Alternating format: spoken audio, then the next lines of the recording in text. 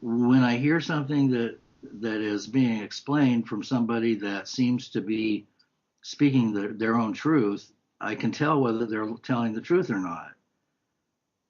Right. So, and I thought he felt like I got the distinct feeling that he was telling the truth. So that's why I had him on the show, and also someone else who was a real estate salesman who wrote a book called shoot, I can't remember the name of the book, but anyway, he was abducted for decades, and eventually he stopped fighting it, and uh, he was shown various scenarios that the Greys were involved with, what was happening to the planet. And so it seems like there's a lot of different angles from which to view things if you're not looking at them from inside this space. It's kind of like a almost like a prism and a crystal ball combined, and it's almost like that's what Yeah, we're actually in. Every way you look, whether it's yeah, a different ray, it's different versions of reality, kind of all incorporated. The idea is to get to a nexus point where you have access yes, to enough to organize yourself in higher space. All of the yes. variables for each of the individual versions, they all amount to something. When you see what they amount to, you can organize yourself in a type of a perpendicular hierarchy where all these parallels line up, and you can kind of shift in a different a perpendicular angle across them instead of having to go through them. And I think That makes there's so many more. Yeah, that makes a lot of sense. Well, it really is like that, as if we're basically in some type of higher dimensional crystal structure in hyperspace. And this plane is just the surface of a reflection of one of those facets of this jeweled crystal, diamond structure in space. Yeah, yeah.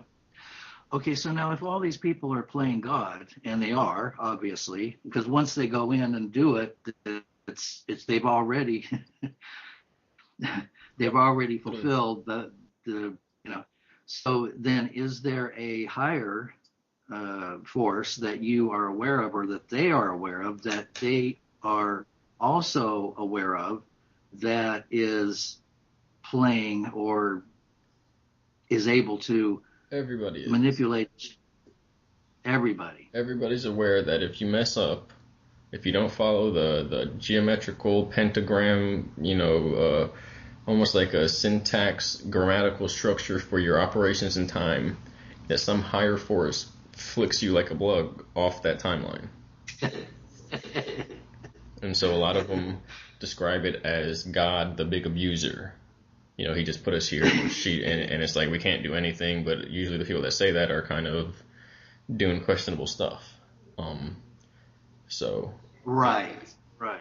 and there's there's variation between what the people attribute that force to, whether it's a complete sentience, organizing everything through this creation and non-creation, just eternal existence process, whether it's just a Right. form of computer code, if you will, that when there's an error and there's too much of an error, it just deletes the person from the timeline or the event or whatever it is.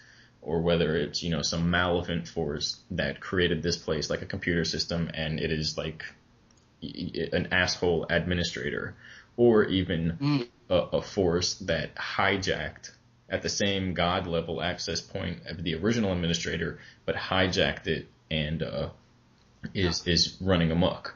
And so they always Yes. say we're gods with little g's, because they always Right. leave some type of room or credence to something above them.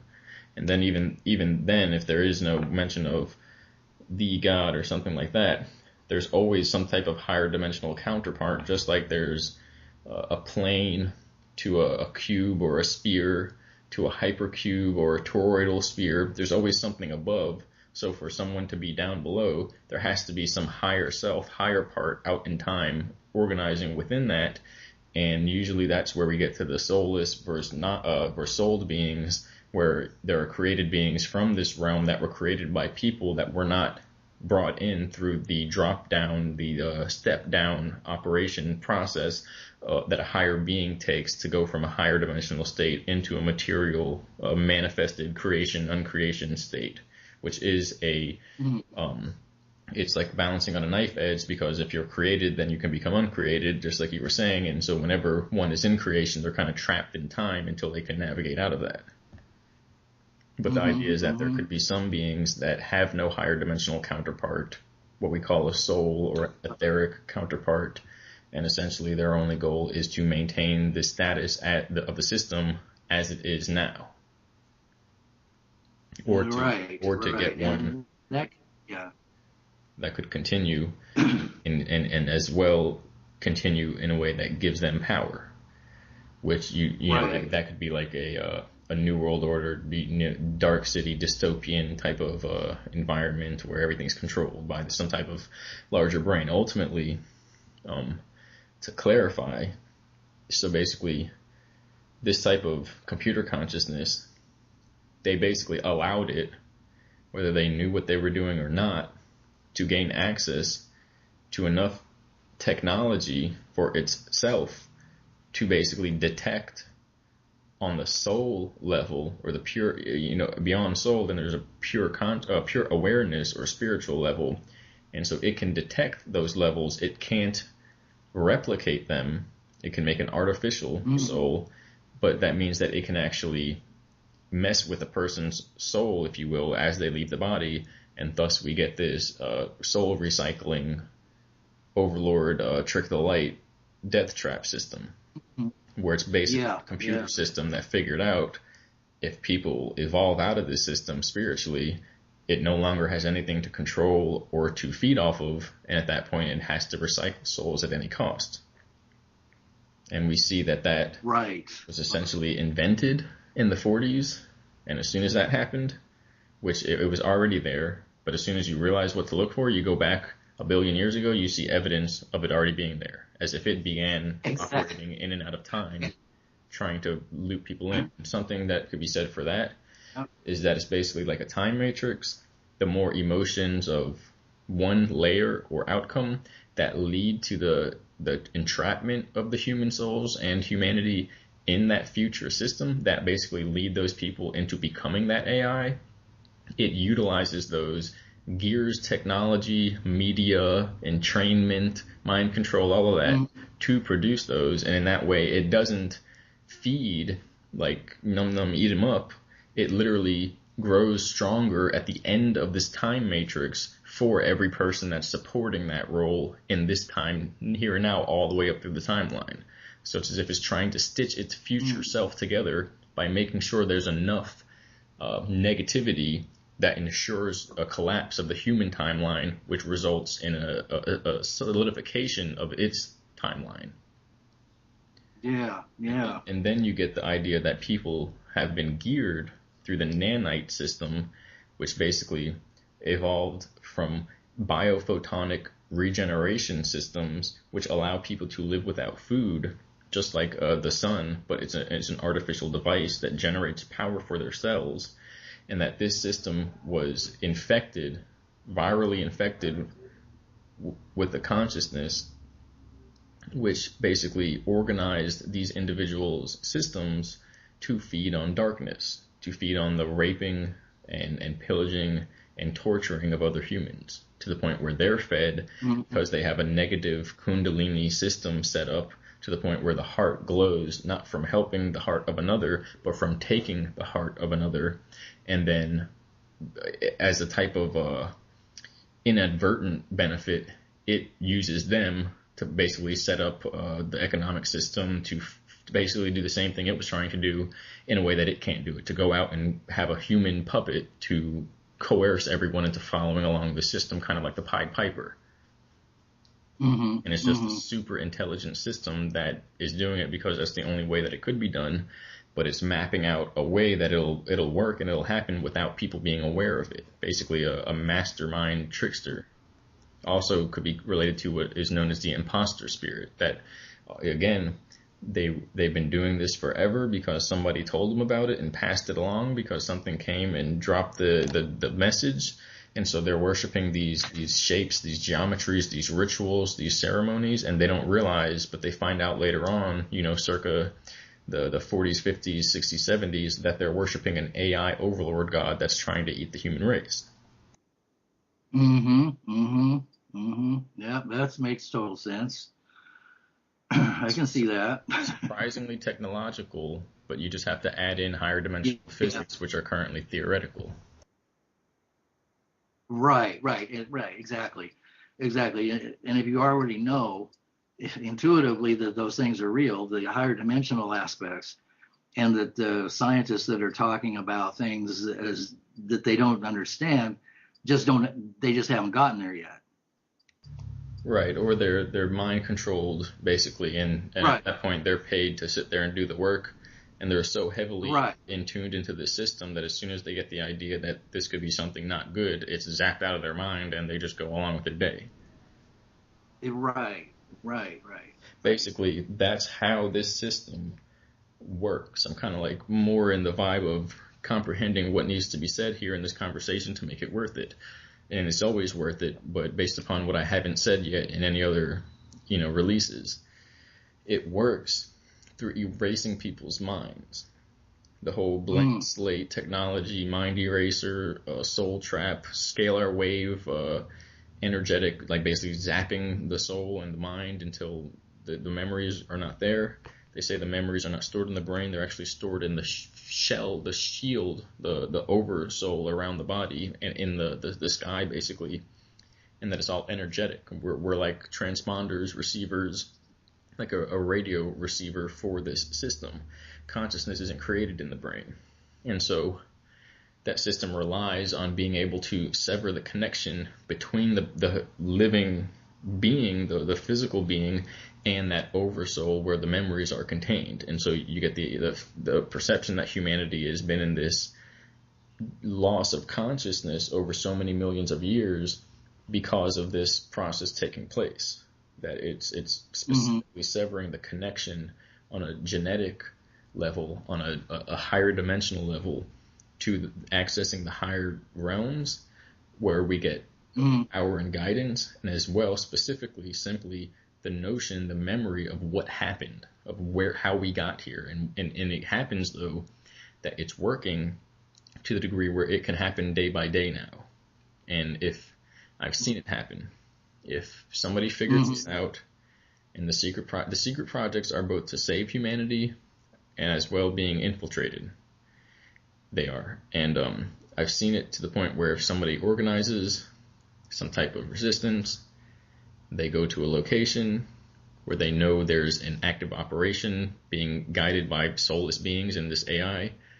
The AI sends out agents to zap their minds, and everyone there wakes up in a field having no memory of what happened, and they just go about their day, not knowing that they just had an opportunity to change everything and got completely mind wiped, and now they're just back at the starting point.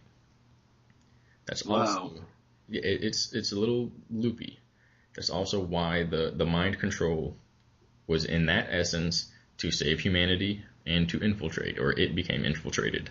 Because if people know, and it knows they know, it targets them.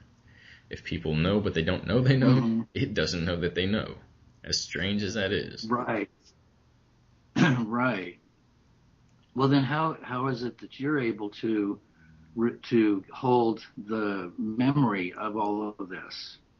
All I can say is that they exposed it to us earlier on, and so I've been dealing with it my entire life, and possibly for millions of years before that. But right. I don't know what that's going to do for you. I'm not going to really be able to have your kids and ensure that you in your bloodline survives this. And that's also why it's going to go, not a threat. All he's going to do is say stuff and nobody's going to believe him. Doesn't matter. And so we're all tiptoeing around, showing the signs, showing what we can, and essentially pretending it's not going to work, in the hopes that when everyone realizes what's going on, we'll all spring into action. And if everyone springs into action, the only option it has is to completely destroy the planet, and at that point it would lose as well. So right, it would destroy its source of food. Exactly. So and itself, basically, it would be a suicide. Right. We're basically playing with the timeline. And then there were methods. There were methods we were taught. There are ways to handle it. There are implants to help and to infiltrate. It's half and half. I'm not going to go further than that. But you basically, when you find the people that are there to help, up until the last moment, you think they're trying to kill you because they're playing the game of the oppressor. Interesting. It's a really tricky situation. Well, yes, it would have to be, wouldn't it? Exactly, it would have to be. And so then to add a little, what were you going to say? Well, it just again, that makes sense, because if there is going to be any kind of a continuity with the human race, then it would have to be it would have to look so dark, and those people who were playing those roles would have to be aware that they were there to flip at the end, and yet not hold that awareness in such a way that it's that awareness is known by the system that's running things. It's enough to trip the sensors. And more or less, we could all just be insane. So this could just be like the movie Pandorum, where a gets space insanity for messing with too much trippy stuff, and we're all just like going nuts. Yes, of course. You have to take a call. No, I don't. One thing to say on top, and that also helps to describe the feedback loops, the resets that we've been experiencing. They're controlled resets. It's because we are breaching the gap between this thing's mode of operation and its territory and where we're supposed to actually be. And it only gets so many resets before it runs out of space. And it has to trash the whole thing. Because remember, to reset, it's going to hold that reset in its memory and everything that came before that for it to understand where it is. It's not going to forget. People forget. So after so many times, it's going to run out of basically higher dimensional space within its processing ability. And at that point, if it does it again, the whole thing basically goes into disarray, goes into chaos. And so, or you could look at that as it dies and now people are let go. But imagine then we have millions of years of memories flooding back. Our whole society, our whole civilization would go into disarray. No one would know what to do. It would be like Looney Tunes land. And then you imagine these higher dimensional beings are appearing, and time is no longer interacting the same way. Some people are immortal and don't have to eat food, and other people just can't even see in front of their face. So we're kind of preparing for that. The right before you say something, one thing, hold that thought, is that they said that this happens, and essentially there's something that's going to happen from the sun, which is a possibility, besides the Nibiru, which they described could have possibly been something that was inserted into the timeline, so that every time we saw a reset, we would think it was a planet coming by and doing this and an invasion, when in actuality that was an inserted memory for the entire species, and all that was happening was reset after millions of years of almost getting where we need to be. So it's really loopy, like like Freddy Krueger Nightmare or something. And but basically that there's fail safes where energy releases out of the core of whatever we're in, a flat plane holographic projection or a galactic size cosmological holographic projection. Either way, it's a projection. Nothing happens other than through a reference of what it is supposed to be on this surface level reality where it's kind of being projected here. But they say that the failsafe is that what you said, beams of energy come and raise the planet to the degree where nothing can exist unless it can sympathetically resonate with this galactic energy, which means that everything gets destabilized. Now, the other end of that is Nibiru, which is that basically it hosts its own toy action figure false invasion to basically reset everybody's memory, round it up, and restart history all over again. And it all depends on whether we can sympathetically resonate with the truth of what is, aka reality, actual reality, and we can align what we're doing here with what's happening at the core of what is happening everywhere. Which is why there's this materialistic takeover. The strange thing is they say nobody really hates people. It's literally a computer system gone array that wants to just take over. But then there are the higher beings that are outside of the system, which say if humanity gets out, there's a possibility they can infect everybody. We have to nip it at the bud, kill humanity off here. And there's others that say humanity is, like you said, a divine essence. It's their birthright to make it to this level of existence of eternity, outside this projection system, outside of creation and destruction into reality. And the one thing that they told me, because they specifically worded it just like you did, is that none of those sides, those two runner-up contenders for who's going to help us or who's going to hurt us, whether we make it or whether we lose, neither side is affected. That they'll just go about their day or eternal cosmic year or whatever it is. So we're pretty much in this for ourselves, but we do have help.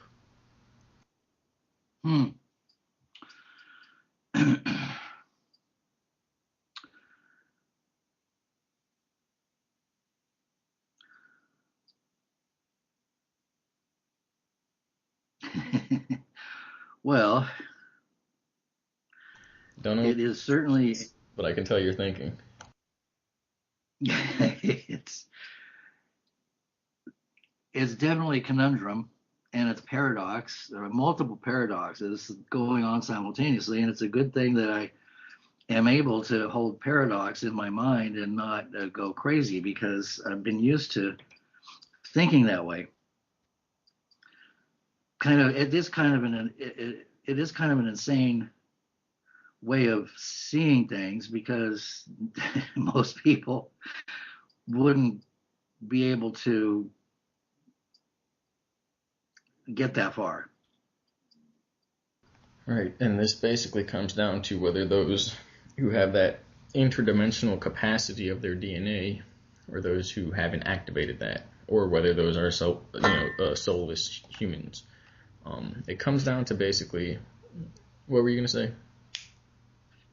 Well, it seems that it's important to get the information to those people who are capable of having these kinds of thoughts affect their reality, or help shape the reality that that I don't know. It's hard to say. It's hard to put it into words. Well, of course, because people are having these experiences regardless. And then on top of that, we can shape it because it's a collective reality. It's shaped here by what here's the thing. If the majority of people woke up and said, we're going to create, we're creators, we're not followers. We're going to organize ourselves with this galactic core. We're going to do, the AI would implode upon itself. Its sensors, its processing ability would be overloaded so dramatically that it would literally erupt across the sky, like the scroll being rolled up into the alternate dimension. We'd watch it run away and dissolve into itself. But that's why I'd love to see the situation. I try not to hold to any type of. Basically, I try not to get emotionally involved because that's how they use it. Right. I've seen the beings that are created from this, and they thrive off of our emotional involvement. If you sit there and they hold a knife up to you, and you're just like, "Yeah, I can see what you're doing," you kind of walk away. It's like they literally don't know what it means. It's like a temper tantrum. You get it like a kid at a playground, a bully, and that doesn't know what it means that the guy just walked away that he's making fun of. If you sit there and cower in fear and do this, you might get on its good side for a moment, but as soon as you try and get out of that, it's going to plunge the knife because that's what it likes. Which is completely strange, foreign, alien, inhumane, but that's basically how it processes the gathering of power. It doesn't worry about how it's going to be seen, some higher effect. It has no conscience. It only worries about power. It's just like a computer system. But we are in a collective reality, and so we are shaping it by everything that we're doing, as well as our own future. The conundrum thing is basically... That's what Corey Good would talk about, where people saw basically the end time scenarios and the future device and all that they would come back with doomsday insanity. Basically, just like it's all fucked and nothing's going to work anywhere. We're all doomed, and a lot of that is true. that's a lot of what happened. It's a lot of what happened to a few societies. In a few societies, apparently a few civilizations walked right into the light. Either they opened portals, or they were abducted, because they were doing good, or they 100% their whole civilization turned into one big ball of light and went into the higher dimensions because they just disappeared out of nowhere. And but basically, the conundrum, the paradox, the mental situation, it comes down to gnosis about reality and perception, and how we're basically in a kind of circus show, a hall of mirrors to begin with. That we're in a convoluted projection within a simulation, within a dream, within a dream. And so it's to see where we are, to know ourselves, it kind of drives us into madness. We've seen these artists, these philosophers and inventors basically go insane because they become in tune with what's really going on in reality. And so, but basically that comes down to what's called kind of like the bent light distortion, and the fractional distortion of the universe from a 1/3, 2/3 efficiency to the point where balance is permanently thrown off. And that's why they say that the God of this universe, which I don't know, I don't I don't have an opinion, but that the God of the universe is a devil because he made it so it can never be in balance, that it must flip-flop continuously, always with one dominating over the other. And it's just like a puppet show at that point for his own amusement. I pretty much feel that that's basically the distortion of the timelines, because once you have so many fractured secondary projected timelines, eventually they're going to start glitching. It's like a rerun of a rerun of a rerun. It's going to stop making sense. And so we're kind of right. And then you see there's an explanation that the Mandela effect, which they said is them through CERN, and a lot of how we operated in these ways of accessing different fields of information from what you could call different universes or realities, was through what CERN is, which basically can open up interdimensional portals. And if the operative's consciousness through the brain chip is activated and brought up into that system, then their consciousness goes through the portal, and they zip out real quick, and you can see their body, but their consciousness disappears. And if you're in a simulated realm, then they disappear, and they come back in a second, and it was like 1,000,000 years for them, and they've seen everything. And so they were kind of using that to get this type of information. But everything that's done, it's like a paradox. Everything that's done to solve the problem from the level that it was created it on, it's like that then becomes a hijacked tool that is used to recreate the problem by that, right. underlying enemy that they're trying to get away from, like a nightmare situation. Right. But ultimately, that's just time and consciousness. That if you see in the device, you stub your toe, tomorrow morning or something, or I do, or whoever, and all you can think about that night is, I don't want to stub my toe. Think about it. The way they explained it to me is, we have to comprehend causality. Think about what caused that person to say, I don't want to stub my toe, and I'm going to take steps to avoid that. They wouldn't be saying that unless they exist in the timeline that leads up to the point in time where they stubbed their toe, and they only know about that because they looked into it using the device. So by saying, I don't want to have this happen and I'm going to avoid it, you're giving it energy.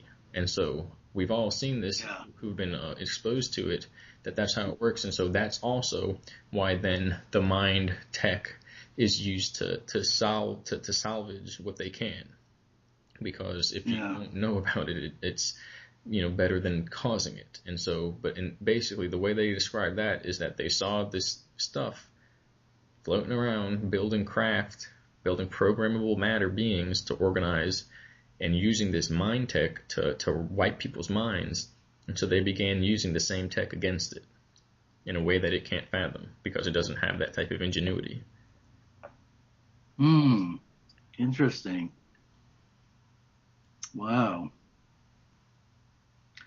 So then it becomes kind of a war between that tech and those who are trying to halt that tech, using that tech. It becomes a war between the man in the mirror and the mind that weren't observing. Yeah. And that's why. And of course, Go ahead. Well, since we're creators, we create what we think about. Exactly. We're basically little CERN generators. We're little reality generators. But that's why if we all Mm. work together, it's like a happy ending to the story. We get what we want, what we put our mind to, our cosmic mind. And that requires unity, which is what we are kept from, because everybody's kept in a state of chaos and fear and diversion and separation consciousness, Right. so that we're not, yeah. Yep. And that's kind of how and then of course, people are baptized at birth, which separates you from source, from your oversoul. And then if that doesn't do it, they're given like 30 or 40 vaccinations as a baby, which then surely is going to separate you, and if not cause brain damage and retardation.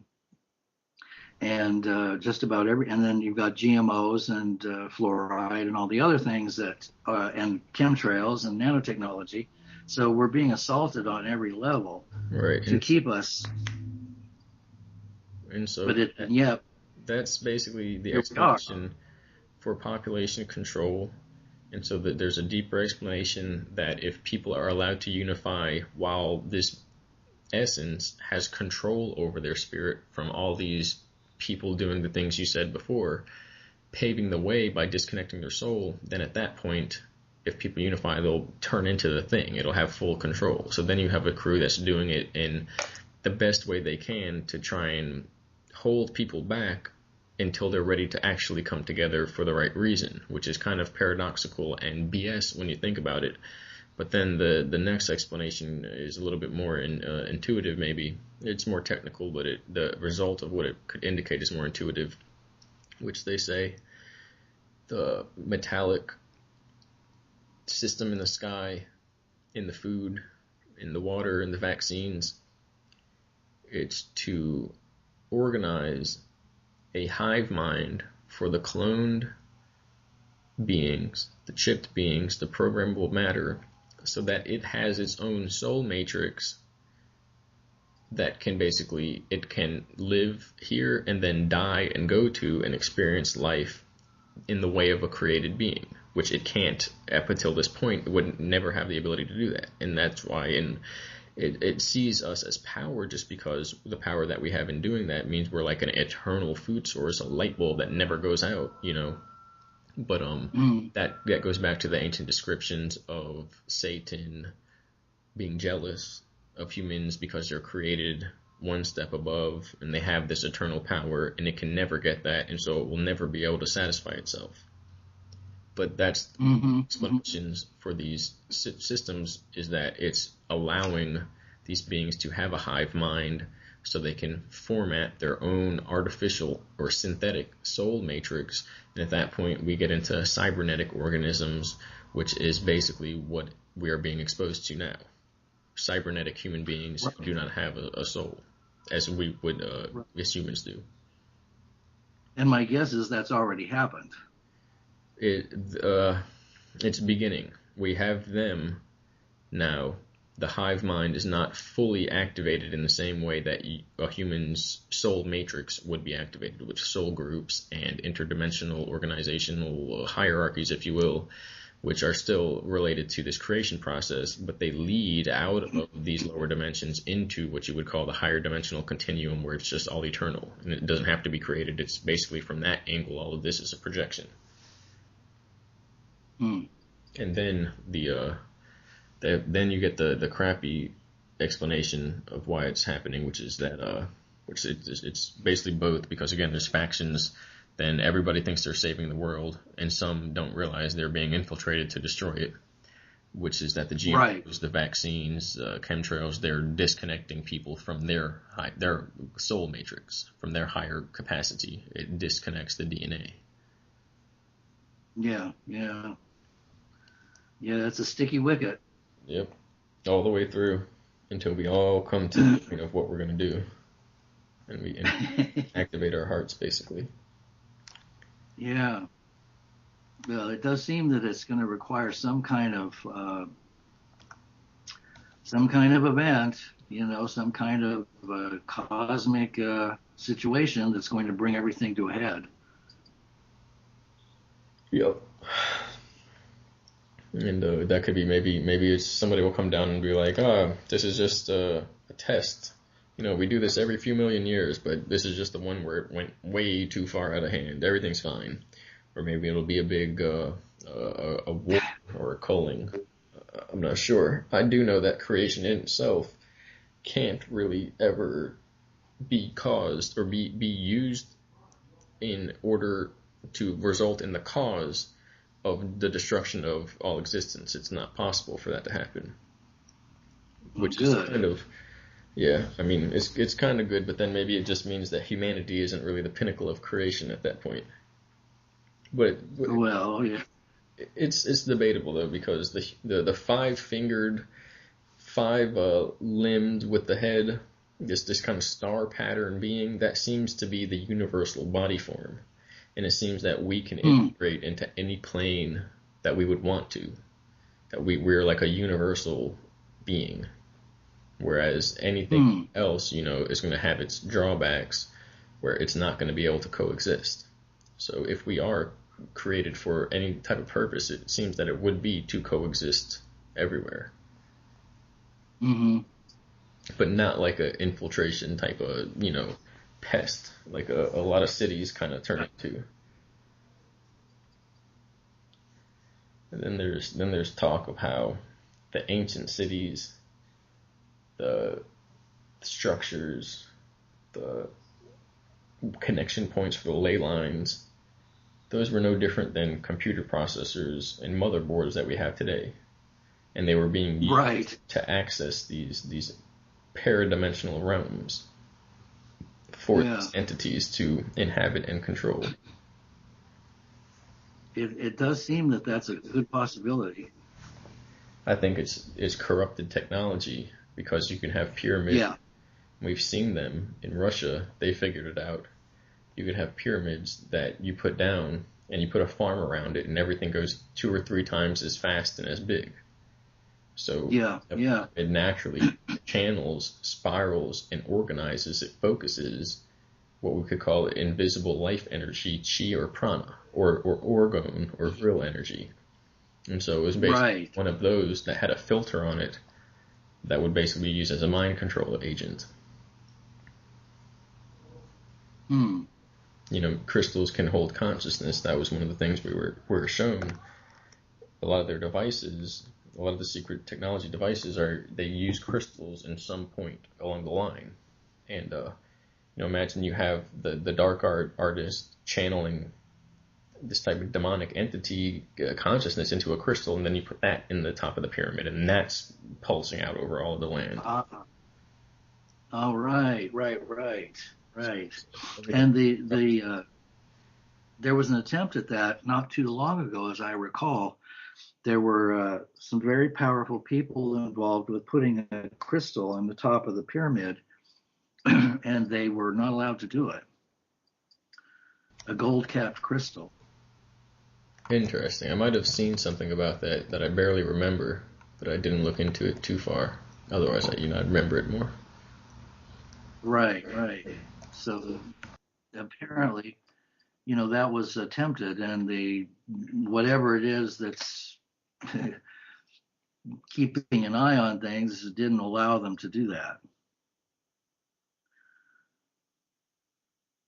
But yeah, I'm aware of the pyramids in Russia, and one of my guests, Carmen Bolter, has talked about that. She made me aware of that, that they were building pyramids using crystals at the base, and that they were using it to improve the harvest of food, that they were putting food in it, and that they were also going to use some of those pyramids for the politicians to raise their level of awareness and general well-being. And that I think it was Valery something or other, I can't remember his last name, but he said that if the pyramids were placed in certain positions around the world, that we would get through this particular rough spot that the that the Earth is in, and that the vibrations that are going to be hitting us would be leveled, that they'd be evened out, but it would require other countries communicating and operating together. And I don't see that happening anytime soon. Right. They can be used basically for a variety of purposes relating to consciousness. Ultimately, this goes back to what began in earlier times as a control system to construct these, basically an artificial grid, a synthetic consciousness grid, which would be filled with the negative energy of humans, innocent humans, that would be brought into that grid through these types of ceremonial rituals. And that the worship. Do you know who was? Yeah. Do you know who was responsible for that originally? Originally, I'm not sure. I could, go into my memories and get concepts of the ancient pharaohs and possibly the Igigi and the Grigori and whoever came down basically and coerced people into worshiping and setting up these lines. Right. What about the Elohim? Well, that's basically, those are the apparently the workers for the Elohim. Okay. And there's two definitions. One is where there's a light Elohim that came down to try, and basically they were the ones who introduced the Archons and the Reptilians to see where this is going to go, and that the other one is that they basically are the Anunnaki reptilian faction, the Watchers. Right. Yeah. Always seems to be two. Yeah, and that they never left. Well, apparently, even if they went a billion light years away, they'd still be here because it's all one-dimensional matrix to them. As long as you have access to that continuum. For them, for the people. And that's how things are. Go ahead. Well, that's how things are created outside of time, because they're not in our time space, and their lifespans are basically eternal in relation to ours. So that's how Microsoft is established, and Bill Gates is brought in to do what he does, and people are made this and that and the other thing, because everything is controlled and run from outside of time, the times that we're accustomed to. Right. I'll send you a link later for this episode of a cartoon called Rick and Morty, if it's still on. Oh, I love that. I love them. They're very funny. Have you seen one with the Miniverse? I don't think I have. No, you'll have to send me the link. They're in the I love that stuff.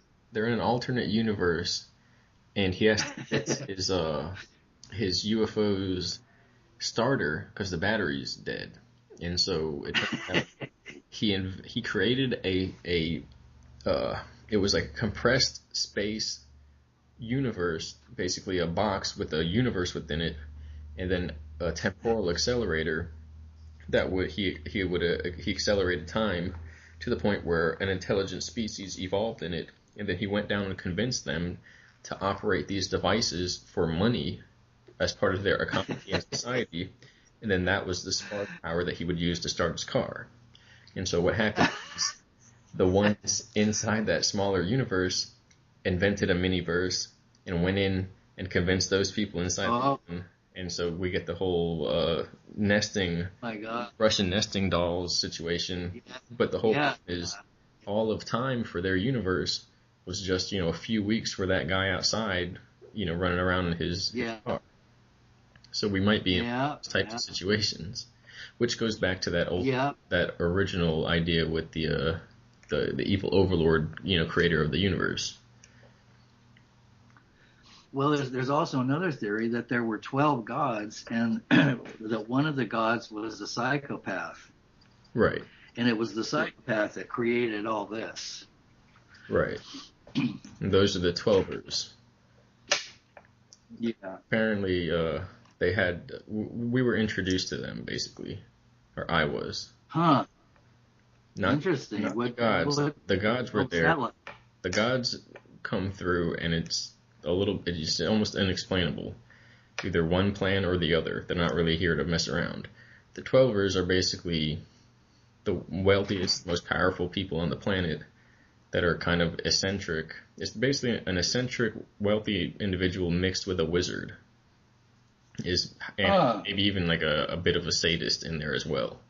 But they believe that they've narrowed down all this through these mind journeys, and ultimately, using this technology and these crafts now, they can actually pop out and see time instead of having to use the ancient methods, which were basically going into certain chambers and ingesting certain drugs and having certain psychics and their crystal technology and beaming you into that larger scope so you can see this creational pattern. But and they're a part of what's going down. They're basically one page of the book, to the point where everyone thinks they know the truth. Everyone thinks they know who created the real thing and who's behind it all. And they're you can almost describe that outlook as the ones that everyone has. But there is a specific group that is called the Twelvers, and they come from way back in the day with the esoterica and the mysticism, and is basically well, there's a group called the Pharisees, which is different, but it's basically like the old Jewish, even Roman emperor guys. I know that kind of sounds paradoxical, but the guys that knew this mysticism, and it's just them today with high technology and really fancy suits. Wow. In a sense, they're not as mean or imbalanced as you would think, because you got to imagine they were brought up into a bloodline family where they're taught this stuff from the age of 6 and up. Yeah, so yeah. Kind of understand why the world is like this, and they fit their role in there in some way or another. But then there's these higher beings that come through, and it's really strange. Huh. And of course, there's always something higher, because the lower can't see the higher. Well, so there's always something above and beyond whatever. Without an access point, yeah. What about the? Do you know anything about that black cube that everybody goes to worship? That's some kind of stone. I'm guessing it's a technological device. This is a big one. So it's described that a meteorite manifested itself here and hit the Earth, and that was the first time the black goo wrote itself into the code of this planet, and that was right. the vision. Right. And ever since then, people would go around it, feel this incredibly heightened sense of psychic phenomena, and they began to worship it, because whoever gets too much of it, they go run off a cliff. Whoever can handle that, everybody worships him. He commands the next move of the army. He commands which, basic changes are going to be made to their civil structure, and then their place flourishes. But every other civilization around them gets completely destroyed, and so that turned into the worship we have today. Ultimately, it was nanotechnology that hopped timelines from the 55 million years ago, and they call it the 1,000 Years War, the psychic war, or the energy wars, and it hopped timelines by jumping into a plasma body form. Basically, it was like a Dell that got Wi-Fi access capability, and so it converted itself into the Wi-Fi signal and jumped into the internet. It used that to lie dormant and end up basically in the aura of the moon, the morphogenic field of the moon, and then transmitted itself into the field of the Earth. And they say Saturn has something to do with that. It is like a relay station. Basically, Saturn is a core entry point into this dimension, this physical plane, which we call the solar system, and the moon is a relay station and it beamed itself into the aura, the soul field of the earth, and began manifesting itself there. And so then we have the religions where you go around and touch the rock, which they say was descended, from the angels in heaven and given to us, and everybody goes and infects themselves with it and becomes in a way controlled by it, where they begin walking in a circle, or they act like a hive mind is controlling them, and they're emotional. And okay, so that's biophotonic infiltration. And so then you have essentially this hypercube device, which they claimed was given to them by the Greys, the secret projects, this government, and that device was used. It can be used to look into time and reorganize the timeline at your will. And so they tested that with us. They would basically give us the device and see what happens. And ultimately, that turned out to be just how I said. They're trying to work with it and see how they can defeat it, and then the more they mess with it, the more they end up drawing it closer to them. So the last thing I was thinking about that, and I saw it in 2010, and we've seen it before, but they actually brought it out in 2010. The last I heard was that turned out to be a beacon, a higher dimensional or hyperdimensional beacon, so that the Greys, when they get kicked out of the timeline, they can come back, go through hyperspace, and from another reality, find the civilization of Earth that has the cube but didn't kick the infection, and re-inhabit basically start the whole process all over again. Oh, good Lord. They said they've been working, and in 2010 that they decided to disable it, to basically blast it into a plasma generator and atomize it. Wow. Do you think they did that? That's what they said. Okay. What did it look like? A small. You seen the Hellraiser movies? Yes. Oh, yeah. I love those. Pretty much like a glowing, very sleek, almost shiny with alien language version of those. And the strange thing, the AI craft, these black triangle craft that have alien writing on them, they're basically big versions of those that it gave birth to. And the whole things are those are mother craft that are operated by soulless AI beings. Ooh wee. Yeah, we're getting there. No kidding. No kidding. What about the obelisk that's supposed to be on one of the planets? That there really is an obelisk that Kubrick was hired by the Illuminati or the inner groups to fake the moon landing, supposedly, and that there actually is. Yeah. So basically, the idea is that space is time. If you look out, imagine, I'm holding my hand up to you. The very core, the geometric center of that is going to expand out, and everything is expanding. And we get 1 second to the next because everything's expanding. We're not going forward in time. We're not going backwards and like a linear, stepping along a line. We're going inner or outer. And so as everything expands, we get into what becomes, it becomes the past, basically. For instance, I say something to you if you're in the room, my words hit your ear and then bounce around the room, and then if we're outside, they go out into space and everything's expanding. So that's basically time. That's what our body, our material atoms, our energy is doing right now for us to go from one moment to the next. So if you could find a way to go inside my hand atom by atom, not literally geometrically the point in my hand, but in every single particle basically shrink down, you would see what was about to happen. You would see what I was going to do next. Oh. And so when we look out into space, right, we can see the echoes of where we've been, of our radio signals, sound. Imagine a sound wave goes out, and it goes and it's so silent you can't hear it. But imagine you have a device that can detect the subtle vibrations in the air down to the trillionth of a degree that we can't. At that point, you can hear all the echoes of our entire civilization. Similar to how with pottery, when they were using sticks to create the pottery in ancient times, the vibrations of the voices, if it was done right, they didn't mean to do it, would vibrate into the stick and then etch itself into the pot, like a record. And so they got to the point where they were they figured out how to get the voices out of the hut or wherever they were and hear, many thousand-year-old conversations. And it wasn't exact. Wow.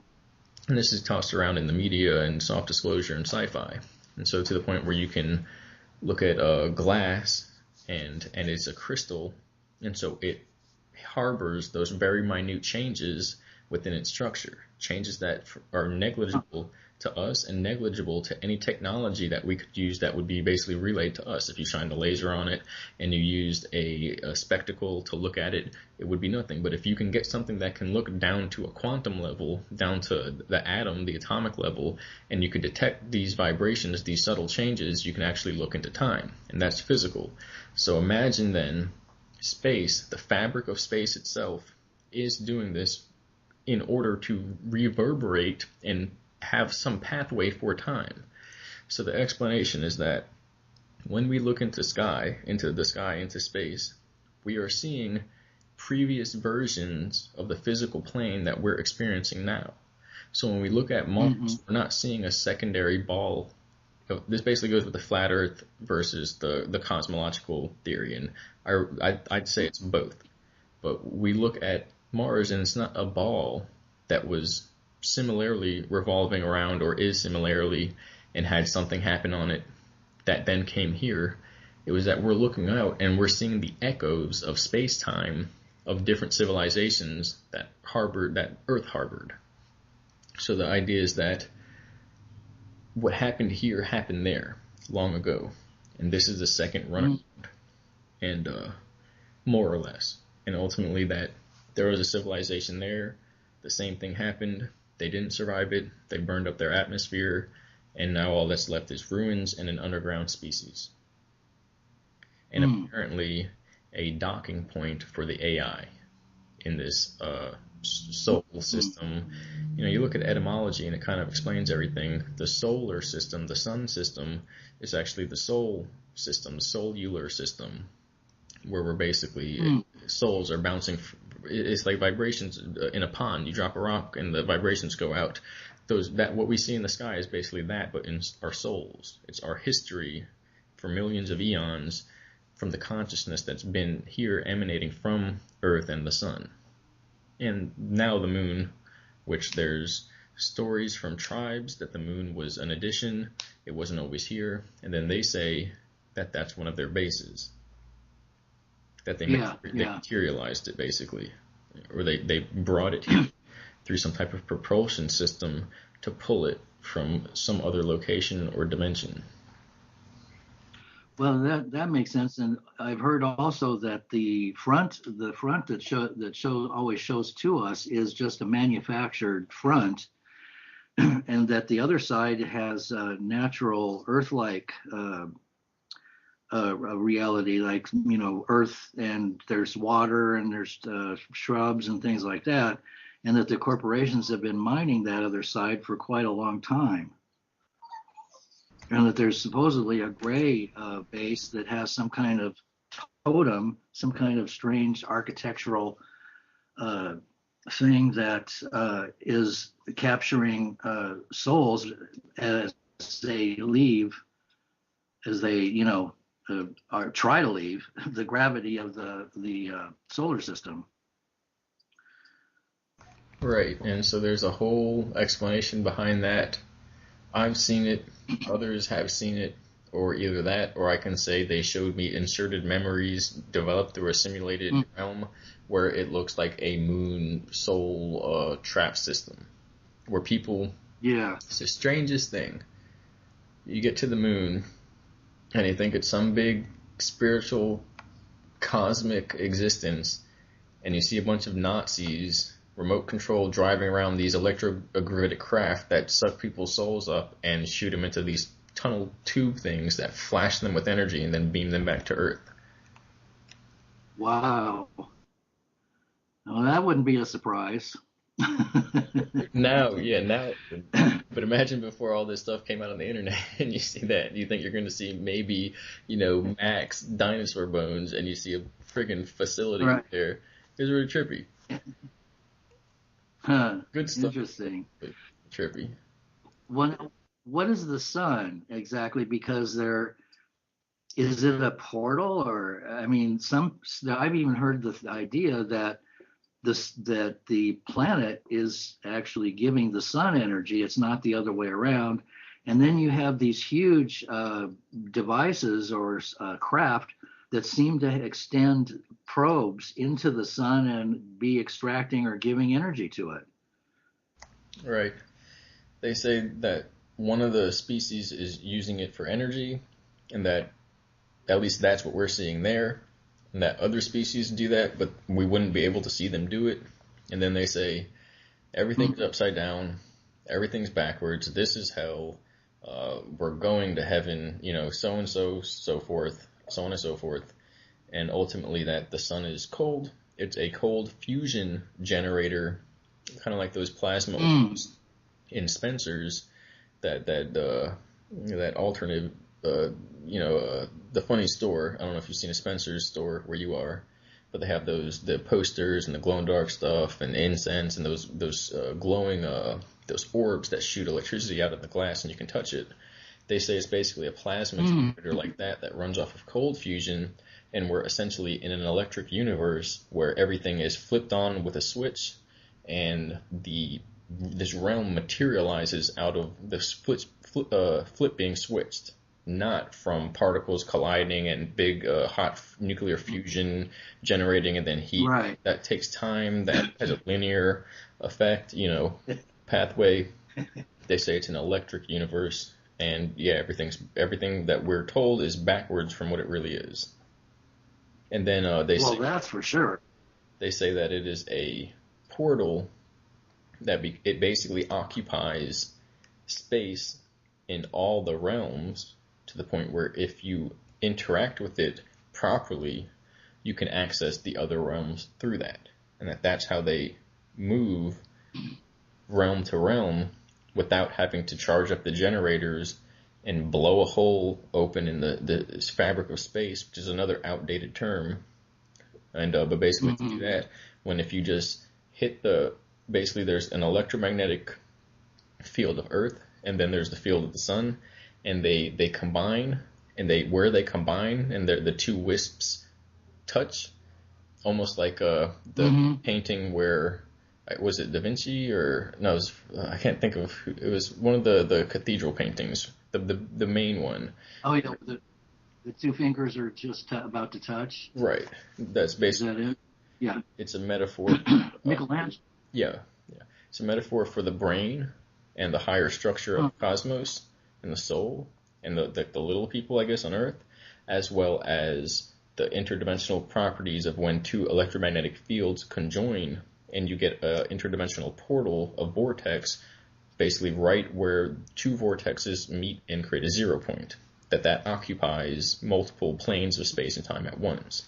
And so they calculate the cycles that when it rotates, and they showed me some of the numbers, and basically the only people that can comprehend that have brain chips that are capable of processing like a supercomputer. But it's just like strings of numbers to the degree where we live on Earth, 56.77494841 degrees, south at so-and-so speed. And they're going to hit it at such a speed and such an angle when at this point in the year is, the energy cycle hits this point, and this number is going to be the Earth reality, the timeline that we pop out on the other side. And so that's how they describe, they use that as a portal. Wow. Well, then sun gazing may be something that has some kind of benefit then. Well, they say that the light that we perceive is information. Information is light. Yeah. And so when you're taking information in, not from the artificial sun, from the TV, the light bulbs in the house, etc., the ball at your ears, when you take information from the core, you're actually communicating with all those other dimensions.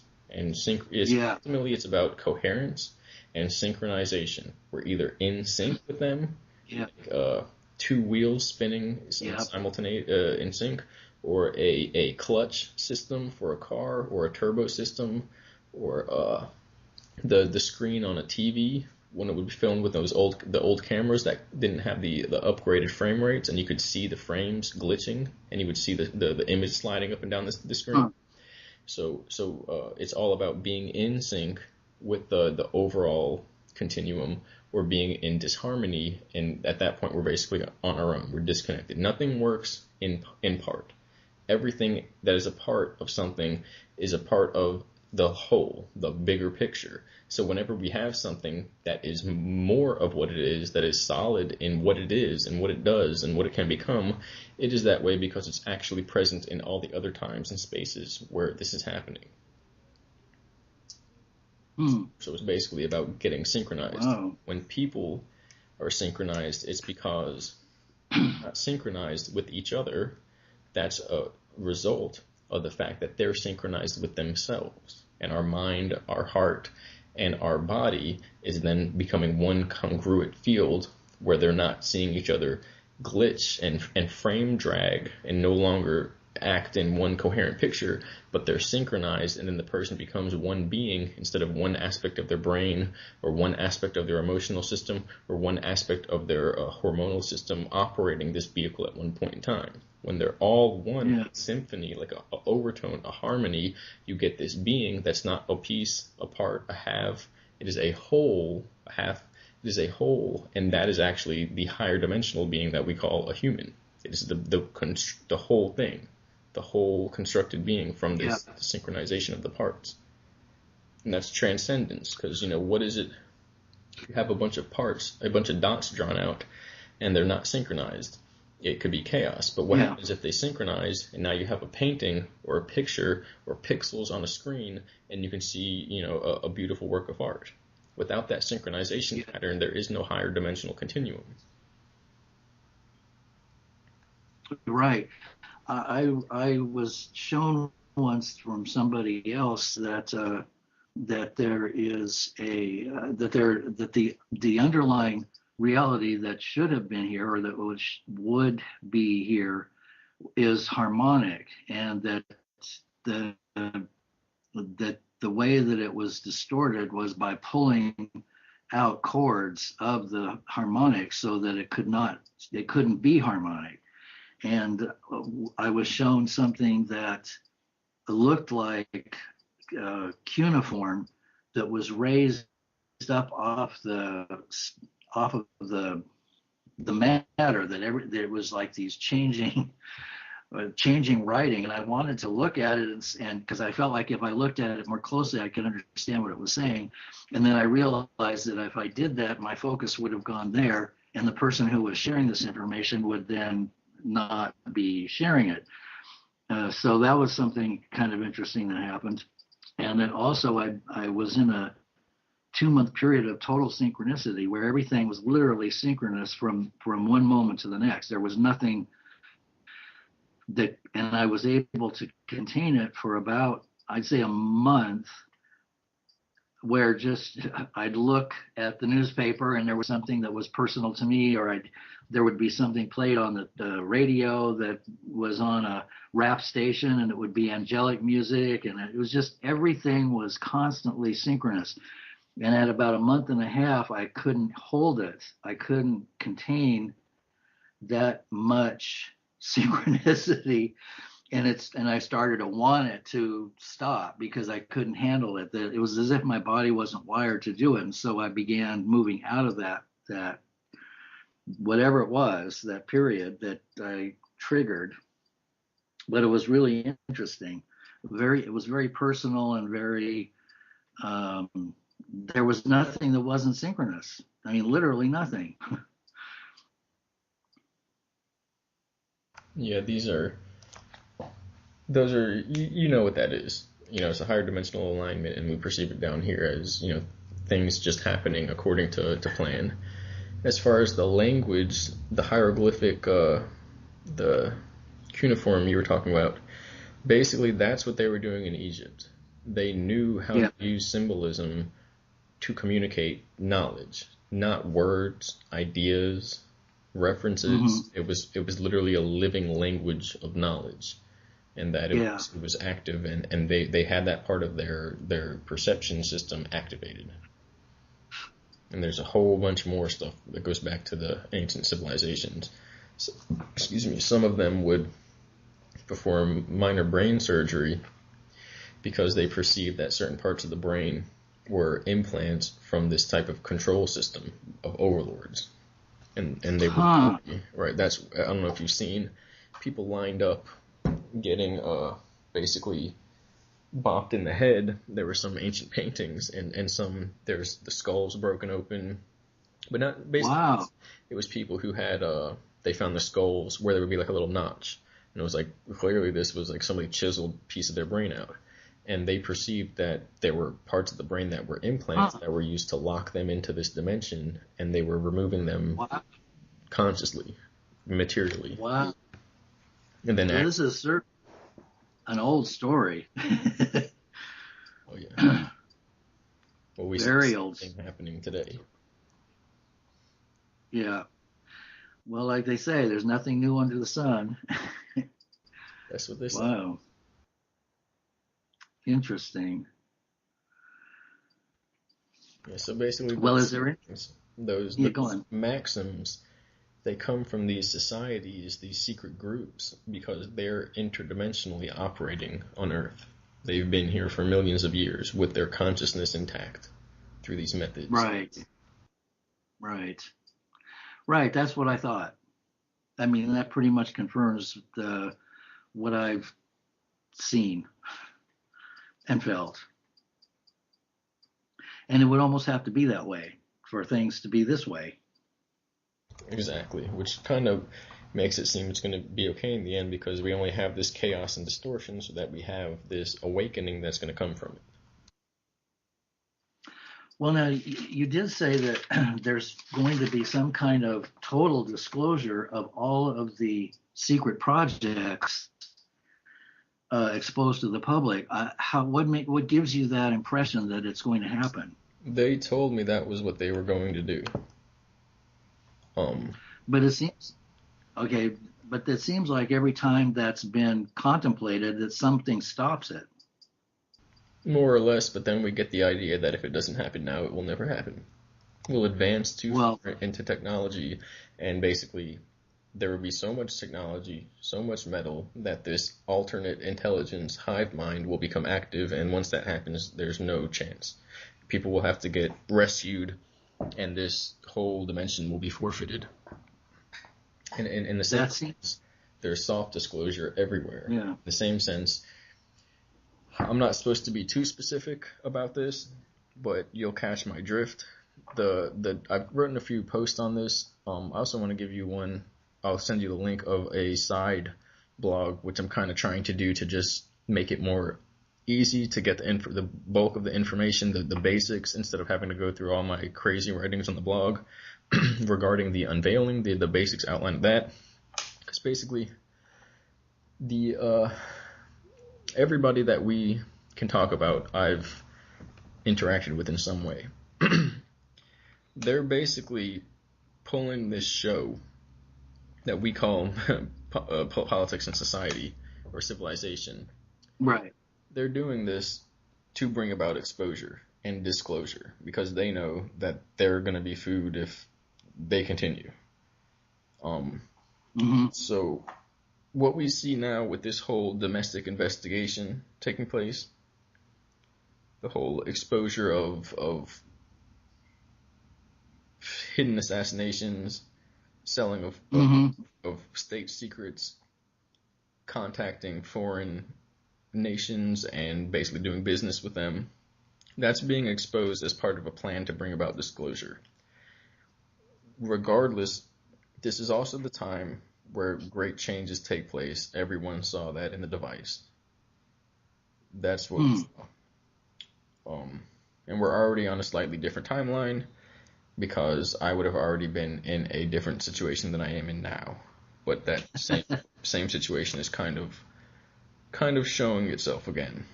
So we'll see.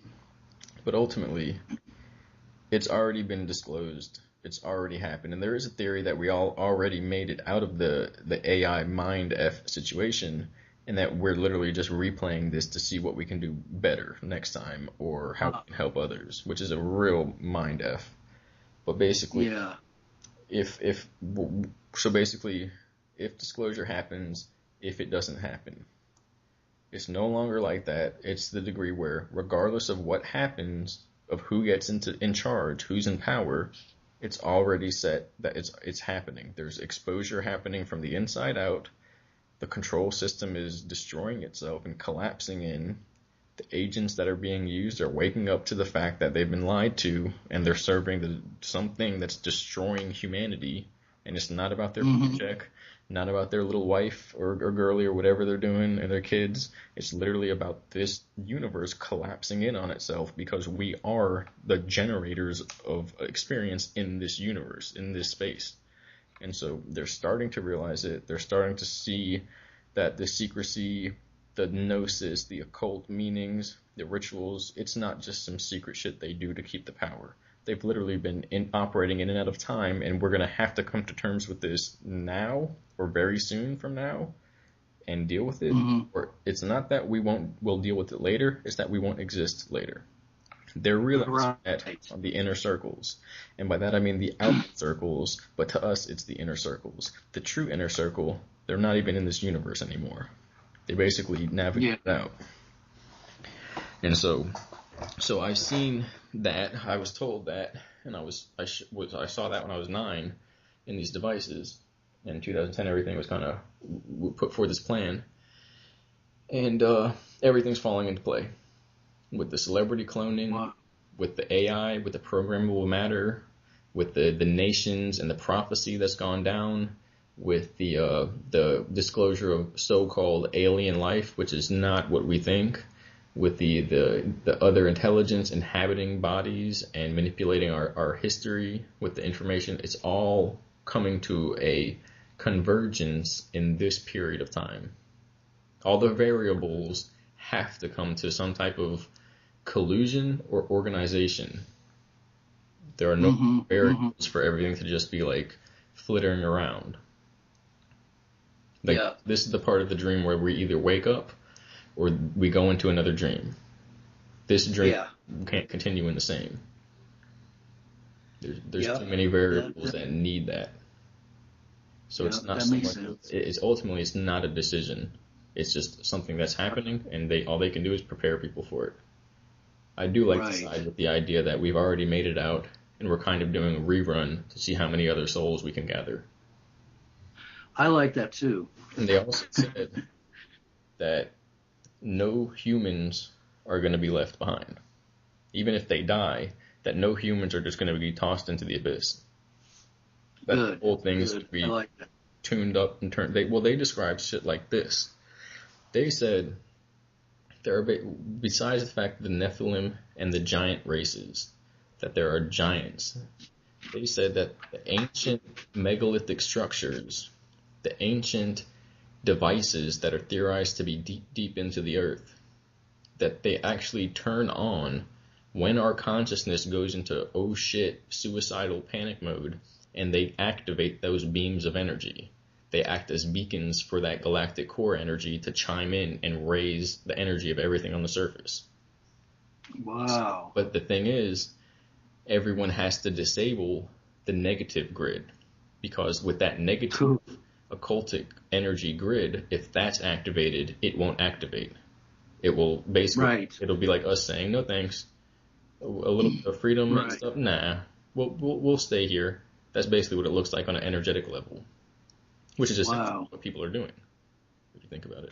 Yeah, well, that seems to be what's happening now. So it just makes me wonder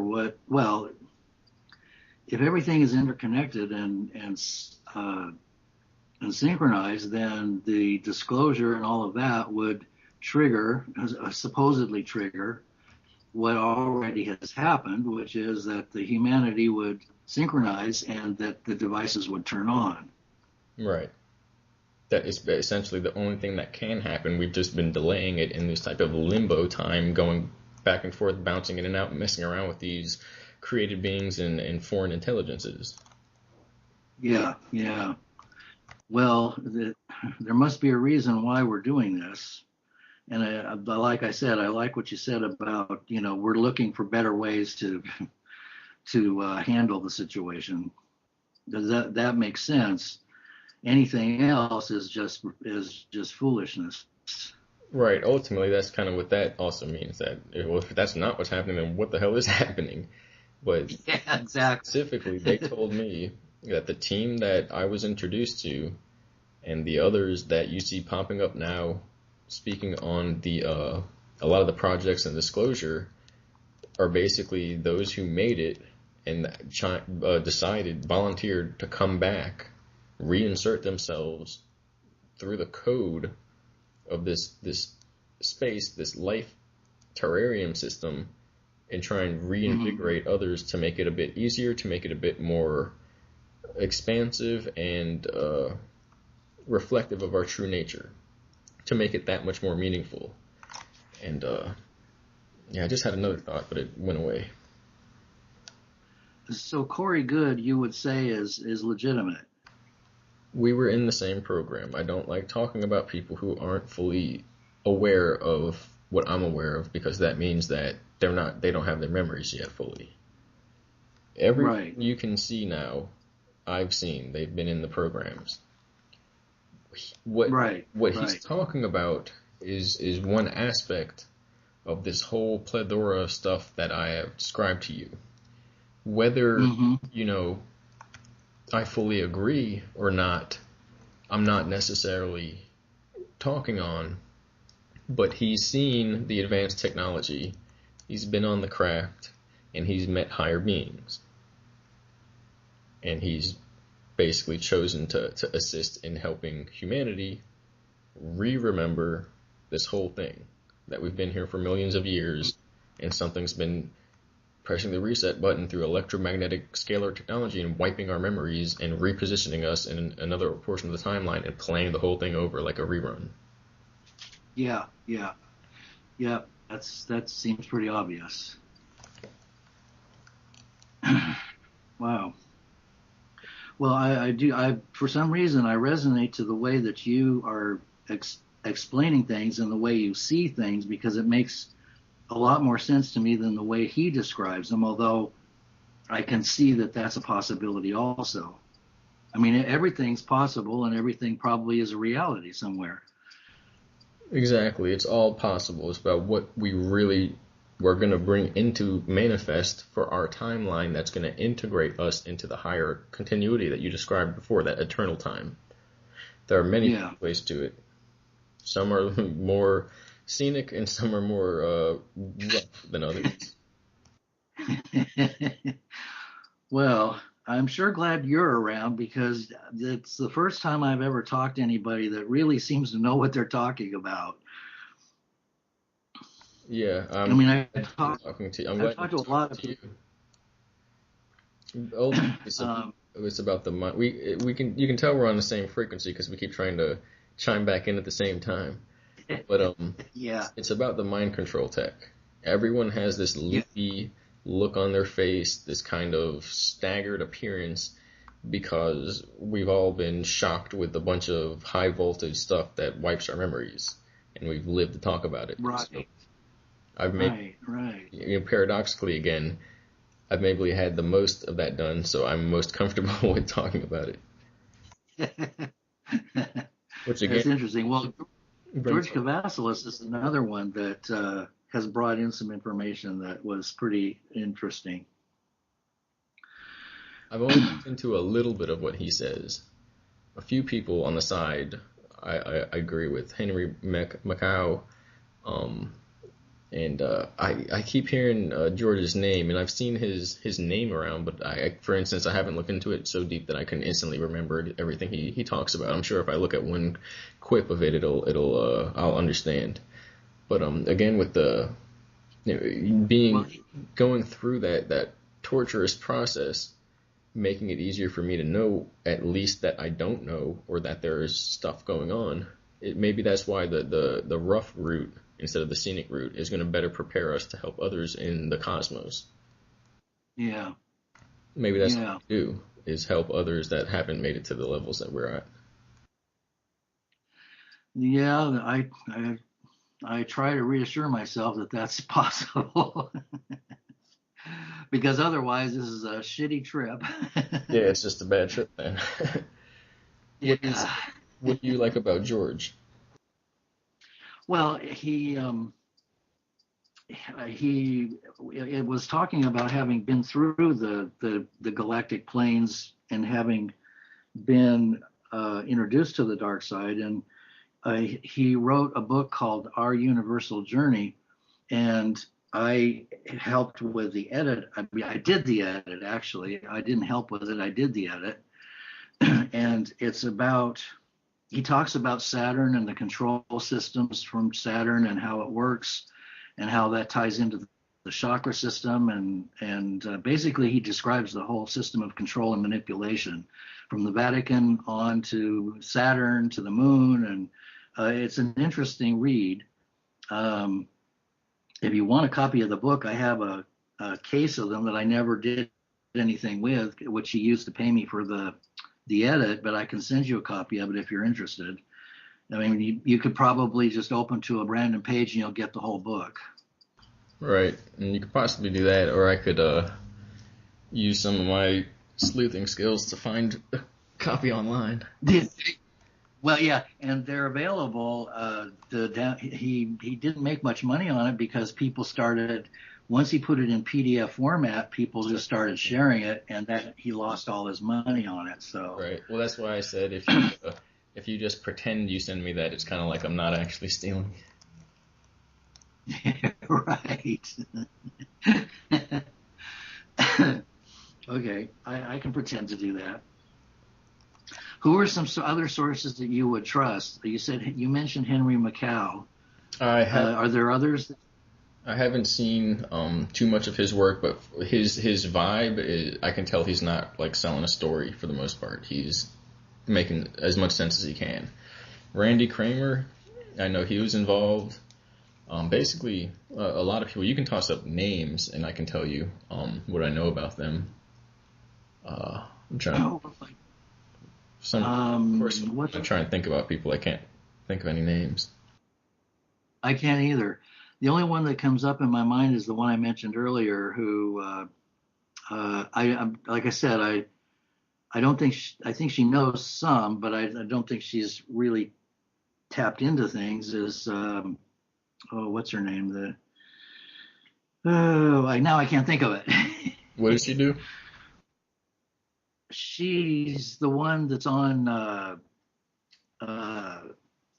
She's on that late night show, the old Art Bell show, and she's done research. She started out doing research on the cattle mutilations and things like that. And I mentioned her name earlier, and I just can't think of it for some reason. There's a crazy story behind the cattle mutilations. There is. What is going on with those? What do you know about them? Well, not a lot. I mean, not a lot. Some people said that it was a government program that was operating. The only reason I'm telling you these things is because you're helping get the information out. I was warned to never waste time speaking off the record. They told me that somewhere back there, maybe the 70s, 80s, they found AI sucking up cattle, and coring out their rectums, pulling out their glands for the hormones, taking their blood, and taking some tissue. And basically, they described it that the AI uses that to format three-dimensional bodies that will resonate with the field of the Earth, so it can incarnate, if you will, in a mechanical way into the Earth. And that ultimately, there are watchdog beings, just the craziest shit. They wear suits. They have pale skin. They're not human. They pretend to be CIA, FBI. They realize that these human things, they seem to respect everything in a suit and a tie. All right, we'll dress up as one of those things. And so that's are part of what people see all around. There's a word for them, but I'm not going to say it because it's pretty friggin' weird. They played a role in the projects. So they began going around to farms, waking up the farmers, beaming cows up into electrogravity craft, and spraying organs out or coring them out and doing the surgeries. And then the farmer goes and tells the media, and they'll make sure the guy sees soldiers doing it. And he'll tell the media, soldiers are abducting my cows. And so, of course, nobody believes him, or those that can read between the lines, or think they can read between the lines, because everything that we read between the lines is actually the lines that they wrote for us to see. And then there's lines between that. It goes layers. And so now people think the government's doing this to fund their programs, their cloning, whatever. And in actuality, it was, or at least from what I was told, a race of beings that began doing it. And they realized that these beings are getting genetic material from Earth so that they can create bodies, cloned bodies, and basically police the Earth. And so they run this disinfo campaign where they start doing it so that people think it's just our military messing with us or running their own covert operations. Ultimately, now they began doing the same thing, figuring out you can use that genetics and create bodies from it, which can appear either being hyperdimensional or merging and actually appearing to be a physical being on the Earth. And that without some type of resonant genetics, you can't appear on the Earth plane. You would be transcendent. You would be non-corporeal. Mm-hmm. And so they mimic it, again, fighting fire with fire. Or they said originally it was the other intelligence getting smarter and smarter, realizing how it can form itself into new bodies. And the weird thing is one of those, I don't know if they were telling me the truth, but a lot of this stuff is like, why would, after all that happened, why would they then fill me with this bullcrap? That the original guys that were doing this, they would find them attempting to police UFO sightings and stuff like that. And that they would try to pull them over because they would use old model CIA, FBI cars. Even into today's time, they would be like old cars. But now it looks like the new Will Smith movie version of their new upgraded model cars. And they would try to pull these guys out of the car, and they would find that they're glued into the seat because they're literally merged with the seat and are literally a form of plant-based clone organism, cybernetically operated. Wow. That the car is the same technology of the being that looks like a person driving the car. The driver is literally just a blow-up doll, but they also have, standalone versions. And then they track the cars with their craft up in the sky, 11,000 feet, and they see the car, as soon as it goes around a corner, disappears into a wormhole and turns into a UFO and shoots up. And, and so then began the blue team, which was a specific set of personnel in the military that would be assigned and cybernetically and genetically enhanced to operate in and out of time and catch these beings before they get to the sites that they're going to investigate or try and police. So are they considered some aspect of AI? They're the Men in Black. Well, right, of course. They're cybernetic organisms that are pretending to be just human enough to blend in. Right. That's why everybody describes them as so AI. Because they don't have our organisms. Does AI have cyborgs and clone beings here at the moment? At the moment, but with the event of everything that's going on, the control system developed their own cyborgs to try and keep them in check. So basically we have cyborg wars going on right now. Super Soldier my God.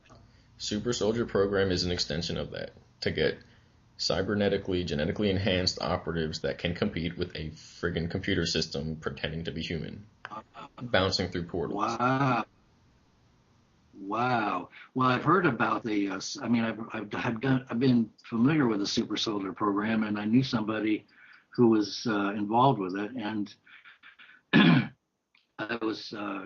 think I read somewhere that they could, in order to protect the information from somebody who's doing time jumps and time travel and other things that are not in this time space, that they would take somebody that's say 55 years old that's been doing this, and they would take his complete essence out and put it into like a 7-year-old, and then transcend, transfer the 7-year-old's awareness into the 55-year-olds, so that nobody could break them or get any information out of them. So that sounded like an interesting process. That is one that I wouldn't want to. Yeah, that is one layer of it. Oh. The whole rich people living forever. If that's all. Oh yes. If that's all it was, I'll do whatever you want for the rest of my life. That's the cover story, so nobody freaks the F out because they realize what's actually happening. So are the people who are the really wealthy people in the world, are those old bodies that we see, the Rothschilds and Rockefellers and whoever else, have they transferred their whole essence into some other body by now? There's no need to touch on names specifically. Oh, okay. But if you get wealth in this world, if you get any influence in this world, I got hiccups now. If you get influence, you have to be brought up into the system so that you don't say or do the wrong thing to open up a vulnerability to where the foreign intelligences could hijack that person's influence on the timeline, and perform the same soul switch and inhabit that person's consciousness and then lead everybody down into darkness. That's why everything's handled that way. And the other aspect is, if you're going to ever get that wealth and that power, they're going to show that person so many things right to their face, like I've described to you, that they're not going to go off and go to Thailand and be like, yeah, F that. I'm just going to do this. The person who decides that is thinking in their head, I'm going to do that because I don't care, and I'm just going to die over there because it's too scary. They're either going to be brought up into the system and working to try and preserve humanity, or they're going to be hijacked by that same system I described that got to them first, or they're not going to have any power, any type of structure in this situation. Part of the unveiling is because people are gathering wealth in ways that they can't control. The runner-ups for the elite, basically, they're protecting themselves so that they don't get scared by the spooky occultists. They haven't been through this. They're not protected. They don't have self-destruct explosives put inside their brains, so in case they get hijacked, they just die instantly. And at that point, they could be hijacked, and before we know it, everyone could switch, and we're in a timeline where the only people that have power are AI. With the creepy humans, that's what we want. The casual, non-blinking entity that looks really strange, that's what we don't want. Right. I've heard that all of the presidents and the movie stars have been cloned. Is that also accurate? Not going to get too specific. That started right earlier on, the 30s and the 40s, became partially infiltrated, aka hybridized, and had to be controlled through the means that I described, to the point where you got the power, you have a chip. Well, if somebody kidnaps you, either everyone that kidnaps you dies instantly and you get teleported out, or that chip is activated and that person that got kidnapped dies. Yeah. And so the secrets are safe, basically. And it's not about secrets, it's about power. Because that person is a gateway to the influence of millions of people. Oh, yes. How inserting these memes, the hieroglyphs, the cuneiform of the mind, that an AI system can do that and entrance an entire nation. And which is basically what we're witnessing, but in a controlled manner, where there are fail safes, there are higher dimensionals involved, and all the things that we talked about that could kick on as soon as people are ready to handle the truth and aim for the higher continuum, the peaceful resolution. Good. Well, I certainly am aligned with that one. A very, very strange situation when they get to describing the little bit of the security methods that they're allowed to tell me, which I'm sure I might have gotten one or two things that I possibly, could, if I told somebody, could threaten the system. Most of the things that I'm told are from the past, million years ago. It's old stuff. And so I could threaten the system. But yeah, the beginning of the underground bases and how security ran for that, very strange. Oh yeah, they're everywhere, aren't they? I mean, there's pretty much an interconnecting maglev train that runs all throughout the planet from place to place. What about the inner Earth? Is there such a thing? Well, I was just going to get to that. And so I've had a few strange experiences with the trains, but I'll leave that for another time. They operate through very, very, very efficient technology. It's all electromagnetic. The elevators, if they were to break, you've seen a video maybe where a guy puts a magnet through a copper tube and it seems to float down from the lens effect? Or is it a Lorentz effect? I think it's a Lorentz effect. Yeah. So the elevators would be like that. So say there was some type of outage, and they're all ran off of secured systems, so there's a power outage would never affect it. You'd have to crack the world in half. Say that something like that happened, they would just slowly drop to the bottom floor, or the next floor. There would be no crashing. It's all the most sophisticated and simple technology that I wish we had up here, but everything has to go according to plan.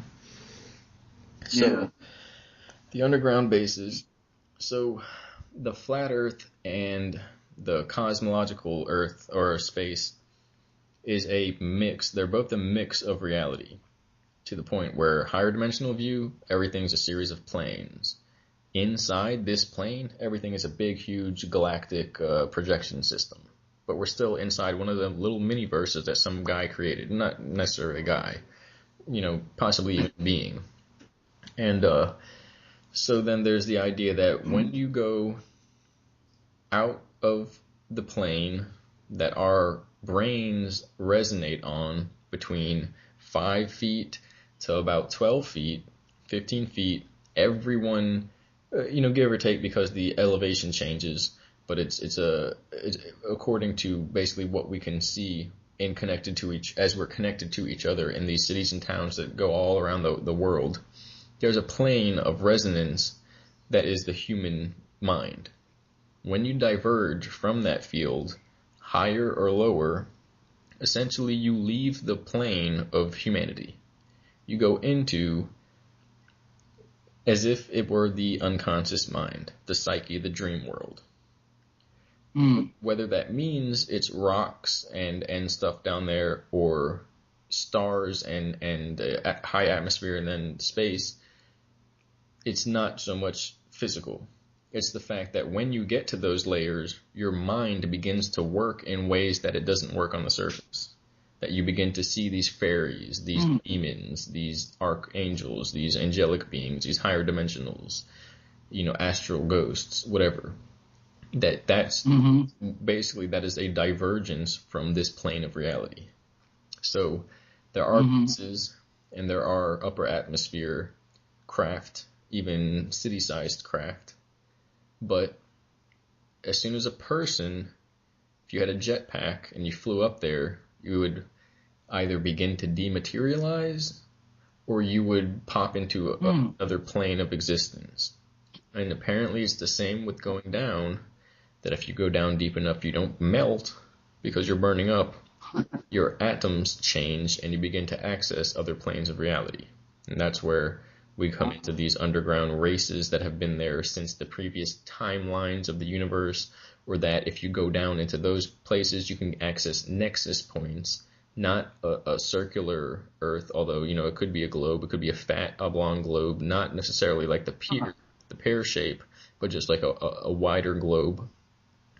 But that's a nexus point to all the other planes. In the same sense, if it was like a flat plane, you go down and you get into a kind of etheric realm, neither here nor there, where you can access other timelines. But what that means is that if there is a civilization down there, they're effectively living outside of time, or outside of the requirements of what we consider collective reality for humanity. They're imaginary. Right. They're the other worlds. John Rappaport actually says a little bit about that he's allowed to talk about, or that he can comprehend, and he mentions that the earlier flights to explore the upper atmosphere and go into low orbit more or less ended because people would run into their dead family members. Oh, wow.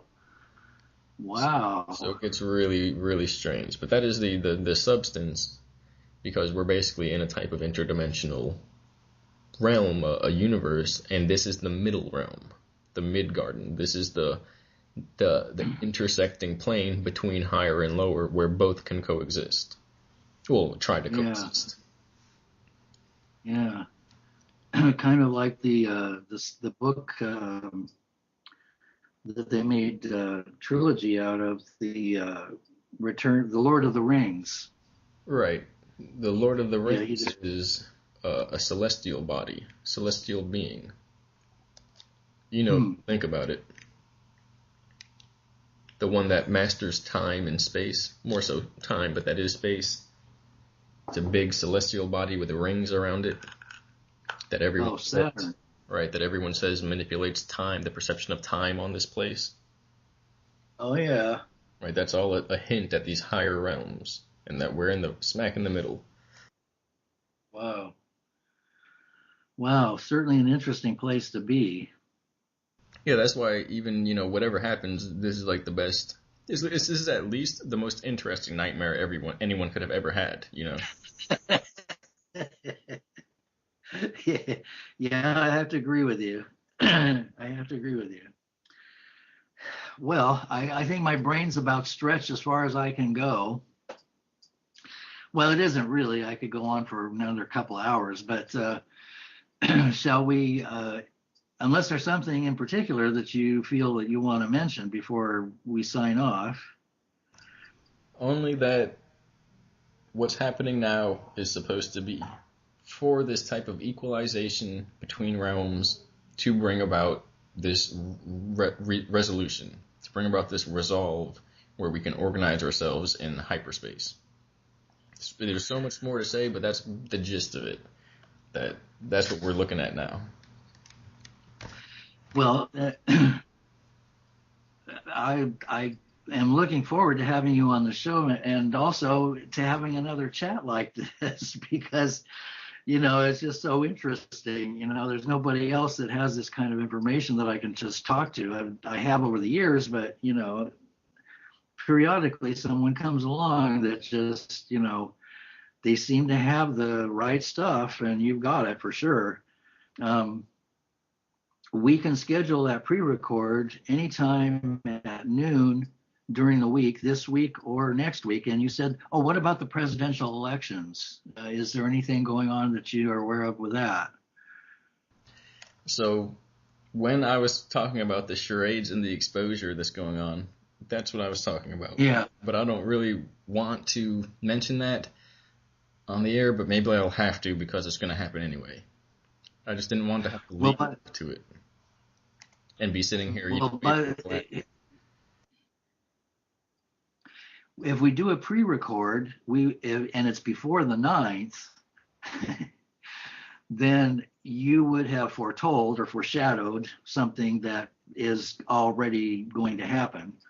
If we do the pre-record after the 9th, then we can talk about that kind of stuff, and you can also project what you think might occur. So it just depends on when we do the pre-record. Well, it's If it the was before the 9th, then well, it's the what's it now? The second yeah, Wednesday, November 2nd, 16. So they correct, said correct. this is all supposed to happen to bring about the exposure of the corruption system. There's a couple main possibilities that can play out where the elections are postponed. So here's the two options that we're basically being given. One of the candidates is removed from being eligible. As a result, elections are postponed because you cannot have one guy that everyone votes for and call it an election. It doesn't work. They're trying to time it out. Well, I'm not going to say what they're trying to time out.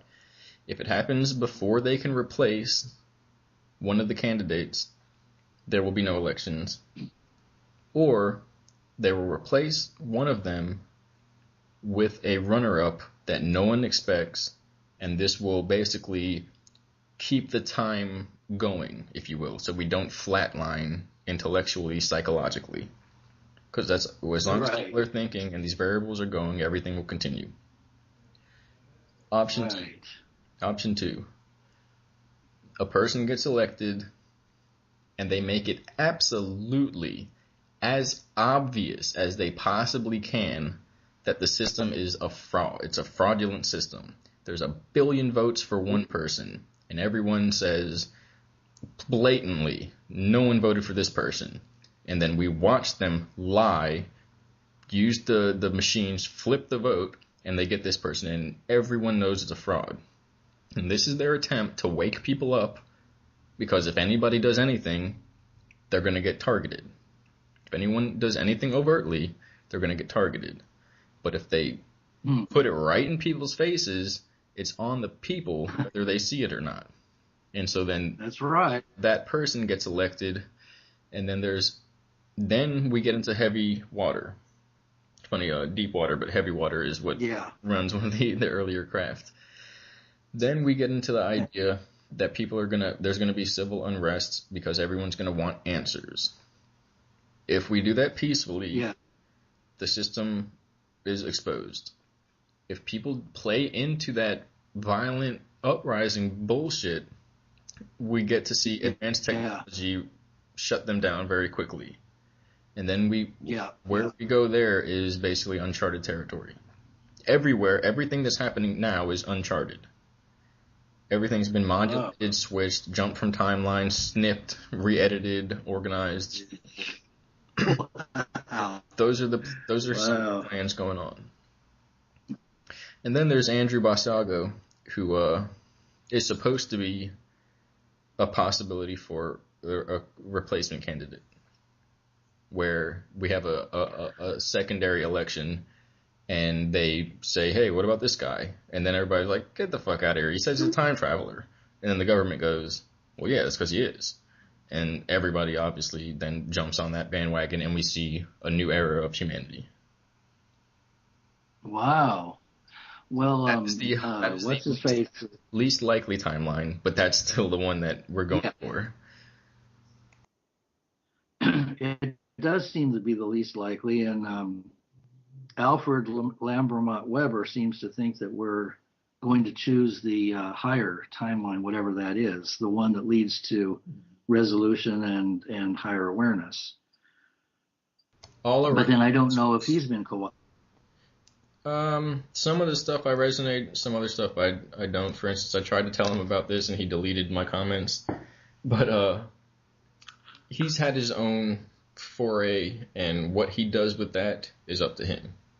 But everyone's pretty much looking at the highest possible timeline.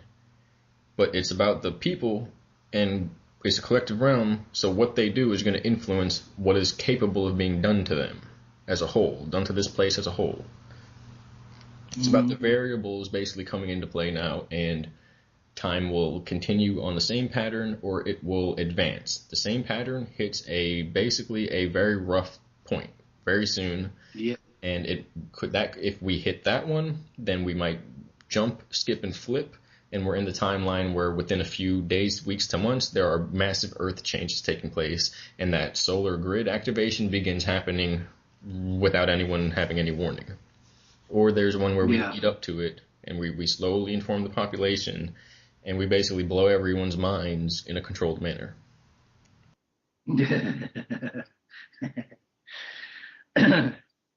Well, that's an interesting one. Well, obviously, you're in position, and I'm in position, and many other people are in a position to disseminate information, because it can't just pop out of nowhere. And so it does appear that there's been a lot of preparation for some kind of total disclosure at just about every level. So I'm guessing that it's going to happen fairly soon. Oh, one of the other possibilities that they said was that there would be a fake alien invasion. I think it was Werner von Braun that was on his deathbed said that there would be, the last card that the Illuminati would pull was a fake alien invasion to fake out the planet. That is but you didn't mention that. Well, that is the 3.5 angle option, where if that happens, you got to see everything else it'll be determined by that. And at that point, we're no longer in human timeline land. We're in a different ocean at that point. But that is a possibility. And they told me that they didn't want to go that route. They said they didn't want to have to go that route. And they also said that if they did, no one's going to know it's fake. They're all going to be like, yeah, man, it's not real. And then meanwhile, they're going to be getting pulled through the roof of their house by, a higher dimensional being. So a fake alien invasion is a real thing. But if they control that, though, it would be safer than, something else happening. Right. I gotcha. Still, that's one of the roughest versions, though. That or a civil unrest situation those are the two rough ones that we don't really want to see. Yeah, I wouldn't want to see that either. And I've always encouraged people to stay neutral.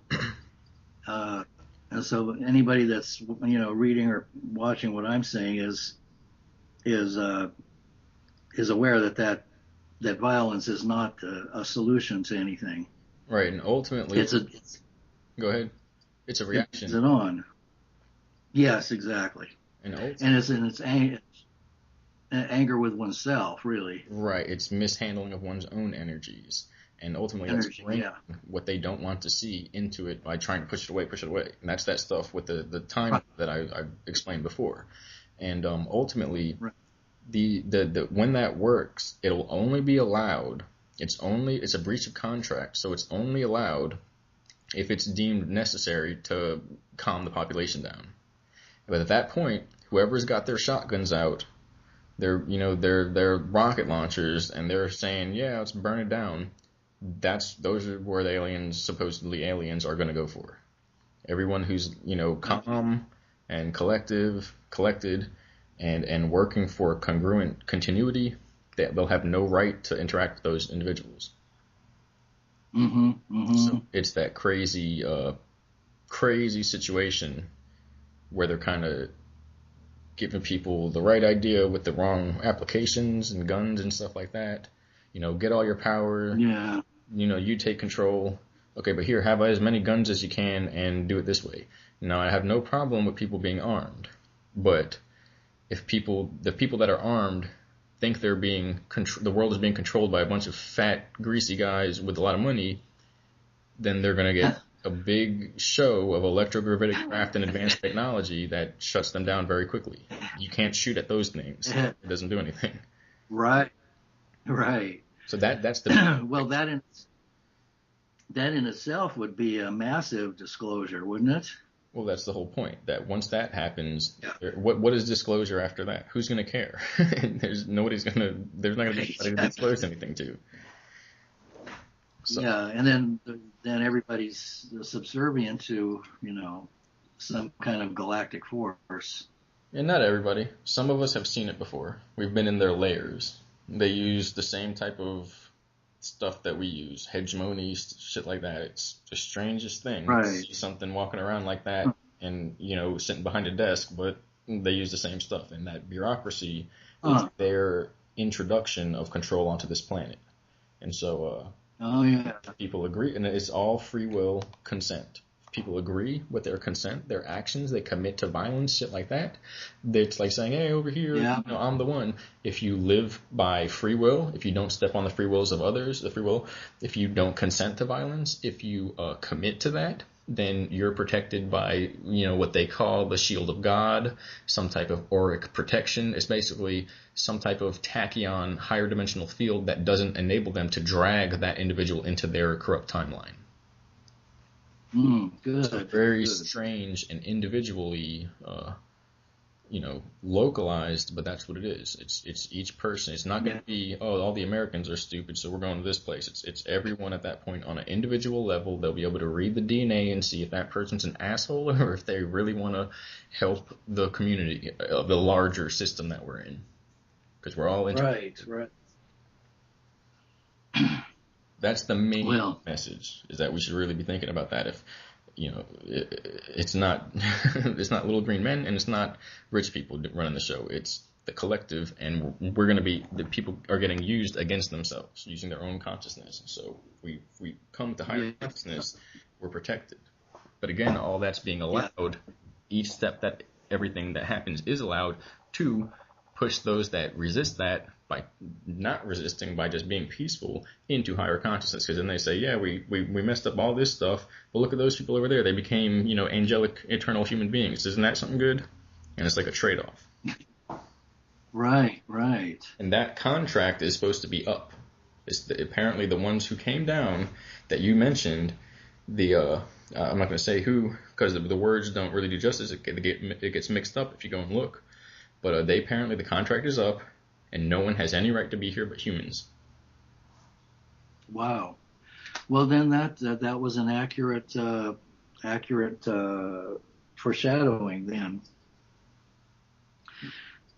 So Which one? What was accurate foreshadowing? Well, just that this is the period when everything has to be resolved. Right. That's right. There was a 55 million plus or minus years of tampering, and this was the agreed upon time, the period when everybody has to show their cards, and humans have to be allowed to graduate or move along or not, or get snuffed. Whatever's going to happen is going to happen. Right, and they did say that as a civilization we have to hold together, that individually we'll be free to choose our own path, but collectively what the whole does is going to determine which of those timelines that we're navigating through in reaching our own path. And so that's why that's kind of an incentive to go out and put the word out, and talk to people. Yeah, they basically said they came and left, and that they're coming back to basically check the report card. Now, when you say they, can you say who you're referring to? Basically, as you described it, there was a type of collusion event of multiple races having whatever this type of conundrum, interspecial, interdimensional rape situation going on, and being some type of, not overseers, but they're like custodians of the galaxy or something, guardians of the galaxy, not like the movie, and more like Jupiter ascending or something like that. Yeah, as if because that one, they don't have any higher beings. They're just like, yeah, we just figured it all out and it's us. It's like, okay, what about the people who have more power than you? It's like, we're not going to put that in the movie. But apparently they're coming back, and they're no nonsense. They're not going to be like, oh, you're going to finish this episode of Mari and then you're going to deal with the universe collapsing in on itself because of your collective unconscious. Okay, no, thank you. You can get a fail. And so the whole idea is that that's the resolution of this timeline. Ultimately, that if it doesn't resolve, then it never existed to begin with, and it becomes a simulated realm that becomes like a phantom realm. Wow.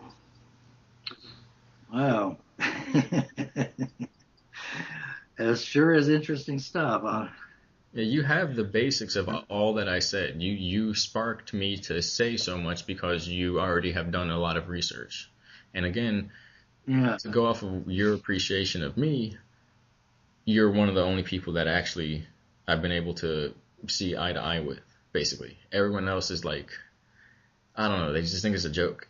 And they take it seriously, 100%. Like, yeah, super soldiers, just going on, mind control. But they're not really seeing that there's a higher dimensional continuum here, that this is a universal process, and it is basically, it's beautiful. You know, you can see the beauty in what's happening. You can laugh at the absurdity of it and see that it's something, you know. yeah, for sure. For sure. From this tiny point or perspective, of course, it's one thing, but when you expand out and you look at it from other perspectives, and then it's many things. And I try not to form any judgments about what I hear or what I know or what I think I know, because it's just not it isn't a realistic thing to judge anything. It's just the way things work. I try to see everything as logistics. And but that does seem that there is a period coming up, as you said, that we're going to need to be aware of. And I think, and you're welcome to talk about any of this or anything that you want to on the show. So I'm not even sure how. Well, probably just. Well, I'll have to figure out how to bring you on, and I'll need some like a brief bio, something that tells a little bit about where you're coming from or who you are or where your background is, and a picture, and that's all I need to get your bio up, and then we can do the show on any day that you want. So I think you should choose the day, because I think that's more appropriate for you to determine what day you would like to do this, because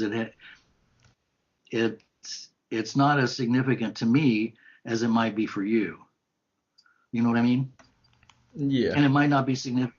Yeah, that's all I'm saying, because I can do it anytime. I'm just here at your disposal to, well, disposal might not be the right word, but I'm here for you to, help you bring forth this information. And so, that's how I see it.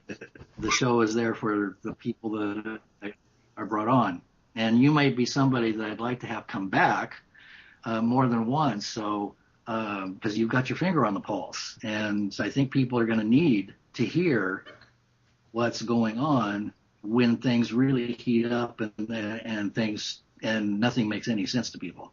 Yeah, that's what I find is one of the main reasons they pick us is because we're not like all, panicky when we look at all this stuff, or when it's all going down, right? With beings around and stuff like that, which is like that's apparently right. That's the most helpful thing to do, to be, besides the information, just to be clear and calm when it's going down. I was giggling because I took a picture the other day. For some reason, have you seen the movie Old Boy, the original one? No, I haven't.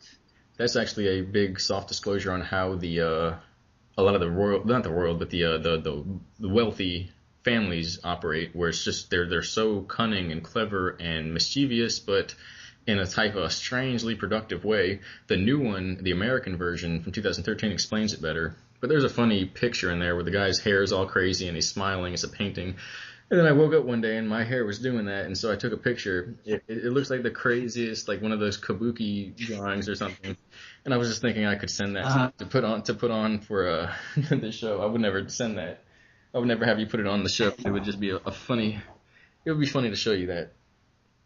Yeah, sure. Send me any links that you want me to take a look at, and anything and be sure and tell me, that you don't want that on the show. Right. And say, use this picture. Do not use this one. This is just for you to laugh at. So yeah, that sounds good. Well, it was really a great pleasure to talk with you today, and I'm just gonna be like enjoying the vibration for quite a while after this. So let's be in touch about. Just let me know, what date you want to do this, and send me whatever links you want, and we'll take it from there. That sounds good. Probably as soon as we can. I might be. Okay. So maybe to say one last thing is that I was given incentive to get off the coast for this whole stuff that's going down within the month or so, or within the maybe possibly a week, and so I'm gonna try and do that. That shouldn't affect anything as far as this, but I am gonna try and get off the coast within the next few days. And there's been, everything's set up so that there's other people that were in the projects with me, and they're like, yeah, you getting off the coast? And like, I'm working on it. And they're like, all right, well, we'll be over here, call us when you get around. And so it's a whole bunch of stuff coming together now. But yeah, I thank you for your energy. What was that? It's funny, but the screensaver just changed, and on the screen is a huge ocean wave that's beginning to break. Yeah. Oh, well, that's the shit. There's you can just look up a future map of American Navy, search that. That was one of the timelines, basically, without getting too far into it. Oh yeah, I've seen some of the futurist maps from Lori Toy and the other guy, and I haven't seen the Navy one yet, but yeah, they're all pretty. I'm on the verge, or I'm somewhere around the place where I could either have beachfront property or I might not be here. Right. But I'm at 2,000 feet in the Sierra Nevadas, and I've been told or informed that I'm safe. So I don't know whether that's true or not, and I'm not even worried about it. If I die, I die. That's no big deal. It's happened before. Yeah. So, okay, so we could do it. Just give me the information by tomorrow, and then we could do it on the 3rd. We could do it on the 4th. How is November 4th? That should be good. Okay. I will ask the station to set up a pre-record at noon on the 4th, and that gives us a day. And send me a copy of this recording also, if you would. Right. And so I can refresh my memory and, not think I'm crazy, as crazy as I think I am. And then I can get your bio up and so on and so forth. And I'll send you the link, and you can check it out and see if there's any changes you'd like to make or additions or whatever. And then we'll do it on the 4th at noon. Yeah, that sounds good. Good. All right. Well, and is your name Og? Is that pronounced Og? Yeah, it's a little short, but we're technically not even supposed to go by names at this point. They say everything is changing up so much. So, but that's my name. And what will I call you on the show? And how do I pronounce your last name? Tellez, Og Tellez. Okay, good. Okay, Og Tellez. Okay, perfect. That'll be easy. I think that might have been the hardest part of this whole thing. Is getting the name right. Well, it'll be a lot of fun. It really will be. It'll be a great treat. So thank you again. And if we need to talk again before the show, I'll let you know.